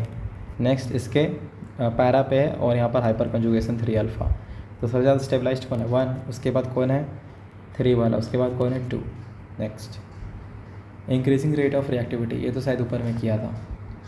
Reaction with metals, Grignard reagent, Grignard reagent किसको कहते हैं, तुम्हारे पास क्या होगा, अल्काइल हैलाइड दिया होगा, सबसे पहले तुम्हारे पास एक अल्काइल हैलाइड होगा, अल्काइल हैलाइड में तुमको एक मेटल दे देगा, ठीक है, और ड्राई ईथर रखेगा, और यही ड्राई ईथर के प्रेजेंस में तुम्हारा ग्रिग्नार्ड रिएजेंट तैयार होता है। जैसे फॉर एग्जांपल यहाँ पर देखो, ये देखो अल्काइल हैलाइड है ना, ये तुमसे बनवाएगा, तुमको बहुत सारे तरीका बताया मैंने तैयार करने का, अल्काइल हैलाइड ब्रोमिनेशन करवा दे, क्लोरिनेशन करवा दे, ठीक है, हाइड्रोकार्बन पे। अब यहाँ पर अल्काइल हैलाइड है, हाँ सर, उसके बाद बगल में मेटल है, हाँ सर, वो मैग्नीशियम ही देगा तुमको पक्का, और ड्राई ईथर के प्रेजेंस में मैग्नीशियम जो होती है ना वो इंसर्ट कर जाती है इनके बीच में, तो देखो CH3 MgBr का फॉर्मेशन हो गया है ना। नेक्स्ट अब ये CH3 MgBr जो है वो एक काम करता है, क्या काम करता है, ये देता है CH3-, तो यहाँ पर अगर ऐसा होता तो सर कैसा होता, सर अगर ऐसा होता तो CH3 CH2 Br होता अल्काइल हैलाइड, प्लस में मेटल लगा देता और ड्राई ईथर रखता, तो CH3 CH3 CH2 और फिर MgBr का फॉर्मेशन हो जाता, तो ये भी क्या देता CH3 CH2- दे देता, ठीक है। नेक्स्ट अब ये जो है ना वो न्यूक्लियोफाइल की तरह भी एक्ट कर सकता है और बेस की तरह भी एक्ट कर सकता है, ये समझाना है। अब क्वेश्चन होगा कि न्यूक्लियोफाइल की तरह एक्ट कब करेगा और बेस की तरह एक्ट कब करेगा। न्यूक्लियोफाइल की तरह एक्ट करने का मतलब है कि कोई भी इलेक्ट्रोफिलिक पोजीशन पे अटैक कर देना जहाँ इलेक्ट्रॉन की कमी है, वहाँ पर अगर ये अटैक कर देता है तो न्यूक्लियोफाइल कंसिडर होगा, और अगर H+ खींचने जाता है तो ये बेस की तरह कंसिडर होगा। लेकिन कब बेस की तरह, कब न्यूक्लियोफाइल की तरह। नीचे देखो, अगर सामने में ये एसिड रखा हुआ है तो कन्फर्म ये बेस बन जाएगा, एसिड बेस हो जाएगा, न्यूट्रलाइजेशन रिएक्शन। अगर सामने में कहीं इलेक्ट्रॉन की कमी है तो वहाँ पर क्या बन जाएगा, ये न्यूक्लियोफाइल। याद रखना पहला वाला रिएक्शन प्रायोरिटी होता है, अगर एसिड मिलता है तो कन्फर्म ये बेस की तरह एक्ट कर जाएगा और ये H+ निकाल के आ जाएगा, ठीक है। तो यहाँ पर देखो इन सारे रिएक्शन में HCl, यहाँ पर देख लो तो बहुत आसान है, यहाँ पर देखोगे तो HCl है, HBr है, H2O है, अल्कोहल है, फिनॉल है, फिर यहाँ पर अमोनिया है, अमीन्स है, ठीक है, और कार्बोक्सिलिक एसिड है। तो ये सारे एसिड्स हैं, तो एसिड्स के साथ यहाँ से RMgx में क्या मिलेगा, R-। अब ये न्यूक्लियोफाइल की तरह भी एक्ट कर सकता है और ये बेस की तरह भी एक्ट कर सकता है। तो अगर एसिड्स होंगे ना तो ये क्या, ये बेस की तरह एक्ट करेगा, और बेस की तरह एक्ट करेगा तो इनका जो है सारा का सारा ये जो हाइड्रोजन है ना इनको नोच लेगा जाके, तो एसिड बेस करा देगा। देखो तो R- है, इस हाइड्रोजन को ले लिया है इसलिए RH बन गया है, आ रहा समझ में। और यहाँ पर भी बहुत इंपॉर्टेंट है, बहुत इंपॉर्टेंट, ये वाला हाइड्रोजन जो होता है एसिडिक होता है। क्यों, क्योंकि जब यहाँ से हाइड्रोजन ऐसे H+ निकलता है ना तो नेगेटिव फॉर्म होता है, और इसको जांच लेना ये एरोमेटिक होता है, इसीलिए इसीलिए ये हाइड्रोजन एज H प्लस निकल जाता है। और ये जो तुम्हारा C2H2 होता है, ठीक है, दैट इज़ इथाइन, इसका जो हाइड्रोजन होता है ना, ये भी एसिडिक होता है। क्यों? क्योंकि जैसे ही यहाँ से H प्लस निकलेगा तो नेगेटिव बनेगा, और ये नेगेटिव sp कार्बन पे होता है, और sp कार्बन 50% एस कैरेक्टर रहती है, और इलेक्ट्रोनेगेटिविटी इसकी अच्छी खासी होती है, इसीलिए ये नेगेटिव को अच्छे से डाइजेस्ट कर लेती है, इसीलिए यहाँ से H प्लस निकल जाता है। आ रहा समझ में? मतलब इनके सारे प्रेजेंस में, इन सबके प्रेजेंस में क्या होने वाला है, इन सबके प्रेजेंस में ये जो मेरा ग्रिगनाड है वहाँ से जो R माइनस निकलेगा वो R minus as a base की तरह काम करेगा। आ रहा है कुछ समझ में? और अगर कोई इसको इलेक्ट्रोफिलिक पोजीशन मिलेगा तो समझ जाना दैट इम्प्लाइज ये न्यूक्लियोफाइल की तरह काम करेगा। एक एग्जांपल देखते हैं हम लोग। देखो यहाँ सबसे पहले है CH3, तुमको दिया पहले से ग्रिगनाड दिया हुआ है RMgX। RMgX में इसका काम क्या है, CH3 माइनस देना, ठीक है। अब ये पानी है ना, तो फिर यहाँ से क्या निकलेगा H प्लस, तो H प्लस कैच कर लेगा, जैसे H प्लस कैच करेगा तो CH4 बन जाएगा। अब इस रिएक्शन को करो दूसरा वाला, आता है तुमको, अच्छे से ट्राई करो। तो ये Cl2H नहीं है, दैट इम्प्लाइज यहाँ पर क्या हो जाएगा CH3Cl। यहाँ पर ग्रिगनाड बन गया, इंसर्ट कर जाता है बीच में, उसके बाद यहाँ से CH3 माइनस मिलेगा। अब ये न्यूक्लियोफाइल की तरह भी एक्ट कर सकता है और बेस की तरह भी एक्ट कर सकता है। तो यहाँ पर Cl है, यहाँ पर कोई हमको तो एसिड बेस होते हुए दिख नहीं रहा है, तो सीधा अटैक करके Cl को बाहर कर देगा और यहाँ पर तुम्हारा CH3 बन जाएगा। आ रहा समझ में? नेक्स्ट यहाँ पर देखो, अब यहाँ पर कन्फ्यूज़न हो गया कि दोनों हेलोजन है, मैग्नीशियम में तो इंसर्ट यहाँ करेगा कि यहाँ करेगा, क्वेश्चन उठ गया। तो इंसर्ट ब्रोमीन की तरफ करेगा, क्यों? क्योंकि कार्बन और ब्रोमीन का जो बॉन्ड होता है वीक होता है, इसीलिए। तो यहाँ पर ऐसा कुछ सिनेरियो होगा, Cl है और यहाँ पर Mg है और फिर Br है। नेक्स्ट अब यहाँ से क्या मिलेगा तुमको, एक न्यूक्लियोफाइल मिलेगा। न्यूक्लियोफाइल ऐसा हो जाएगा, Cl है, ये देखो नेगेटिव चार्ज। अब यहाँ पर तुमको दिया हुआ है एक फिनॉल, और फिनॉल क्या होता है, एसिडिक होता है, तो यहाँ से H प्लस मिलेगा, H प्लस मिलेगा और इसी H प्लस को ये कैच कर लेगा, तो ये तुम्हारा क्लोरोबेंजीन में कन्वर्ट हो जाएगा, ठीक है, हाइड्रोजन लग के। आ रहा समझ में?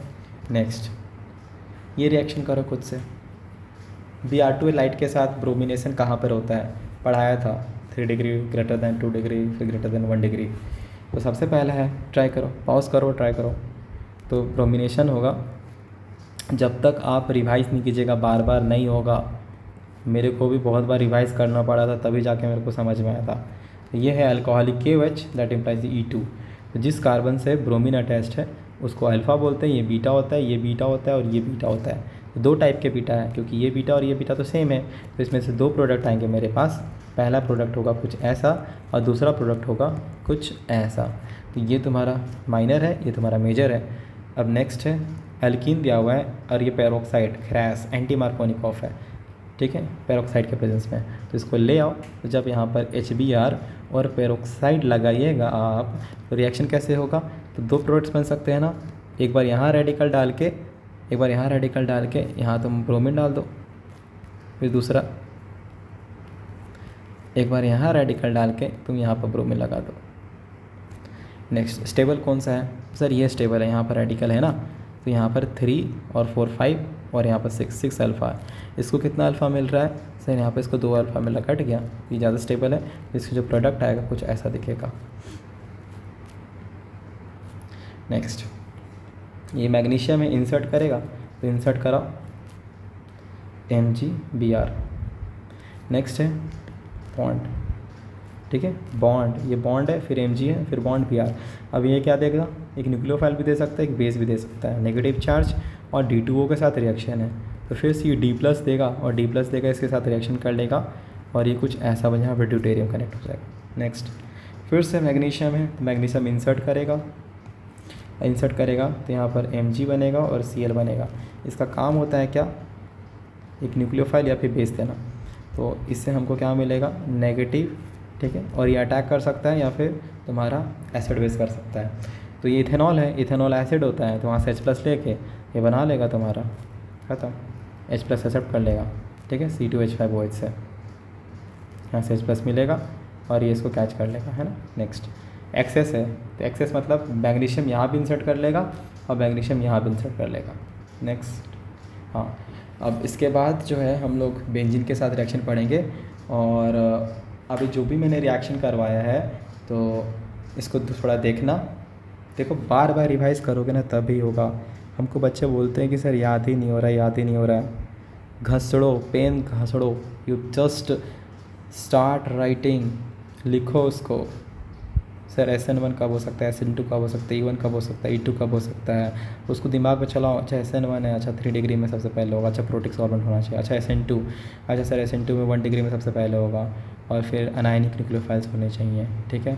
अच्छा सर E1 में प्रोटिक सॉल्वेंट और हीट चाहिए सर। अच्छा सर E2, सर E2 में बेस चाहिए सर। तो ऐसे थोड़ा तुम जब तक प्रैक्टिस नहीं करोगे ना, बार बार उसको पढ़ पढ़ के बोलोगे नहीं ना खुद से, बार बार लिखोगे नहीं खुद से ना, तो हमारा ब्रेन उसको अच्छे से याद नहीं कर पाएगा, स्टोर नहीं कर पाएगा लंबे लंबे टाइम के लिए। तो मेरे को कैसे याद रहता है ये सब, मैं क्यों पढ़ाता हूँ हमेशा, इसीलिए मेरे को याद रहता है। और तुमको याद रखना है तो तुमको लिखना पड़ेगा, क्योंकि तुम फिजिक्स भी पढ़ते हो, तुम बायोलॉजी भी पढ़ते हो, तो इंग्लिश है, इतने सारे सब्जेक्ट्स हैं। तो कहीं ना कहीं जो है इतनी सारी चीज़ें कंटेंट जा रही तुम्हारे दिमाग में, तो उसको रिटेन कराने के लिए आपको प्रैक्टिस करना पड़ेगा बहुत। बिल्कुल मत डरो, देखो मैं ऐसा टीचर होकर हमने सब कुछ लिखा है तुम्हारे सामने, बार बार मैकेनिज़म्स लिखे हैं। आप उसको बार बार लिखो, बार बार बोलो मुँह से, बार बार पूरा रिएक्शन बोलो, SN1 में क्या होता है, SN2 में क्या होता है, E1 में क्या होता है, E1 E2 में क्या होता है। तो तुमको तो मेरा रट जाएगा, और रट जाएगा ना एक बार, जब क्वेश्चन करने बैठोगे तुमको सामने झलकेगा कि भाई ये E1 से चलेगा रिएक्शन। एक बार याद हो गया ना चारों मैकेनिज़्म कि इसमें क्या होता है, इसमें क्या होता है, इसके लिए क्या ज़रूरत है, तो भाई मैं सच बता रहा हूँ, लिखवा लो अभी मेरे से। तुम रिएक्शन देख के बोल दोगे कि सर ये E2 से चलेगा, ये रिएक्शन सर ये SN1 से चलेगा, ये SN2 से चलेगा। ये तभी होगा जब तुमको पूरा याद हो जाएगा। मेरे को याद है, इसलिए मैं जज कर रहा था आराम से। तो तुम भी बार बार उसको पढ़ो, बार बार, एक बार नहीं, 2 बार नहीं, 3 बार नहीं, 4 बार नहीं, बार बार उसको पढ़ो, ठीक है। तो तुम देखना कन्फर्म तुम्हारे नोटिस में आएगा ये चीज़ कि तुम सच में रिएक्शन को आइडेंटिफाई कर पा रहे हो, ठीक है।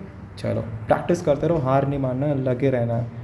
अगर हार मान गए तो समझो ख़त्म हो जाएगा, सच बता रहा हूँ, मैं लगा हुआ हूँ, तुम भी लगे रहो और ट्राई करो किसी तरीके से हो जाए। एकदम हार नहीं मानना है, एकदम देखो ना, बार बार नहीं समझ में आए, 3 बार देखो, 4 बार देखो, 5 बार देखो, एक बार तो समझ में आएगा ना। You are also human, I am also human, सबको ह्यूमन है, सब सीखते हैं चीज़ों को। 25 बार देखो, क्यों नहीं समझ में आएगा। ठीक है चलो, बाय।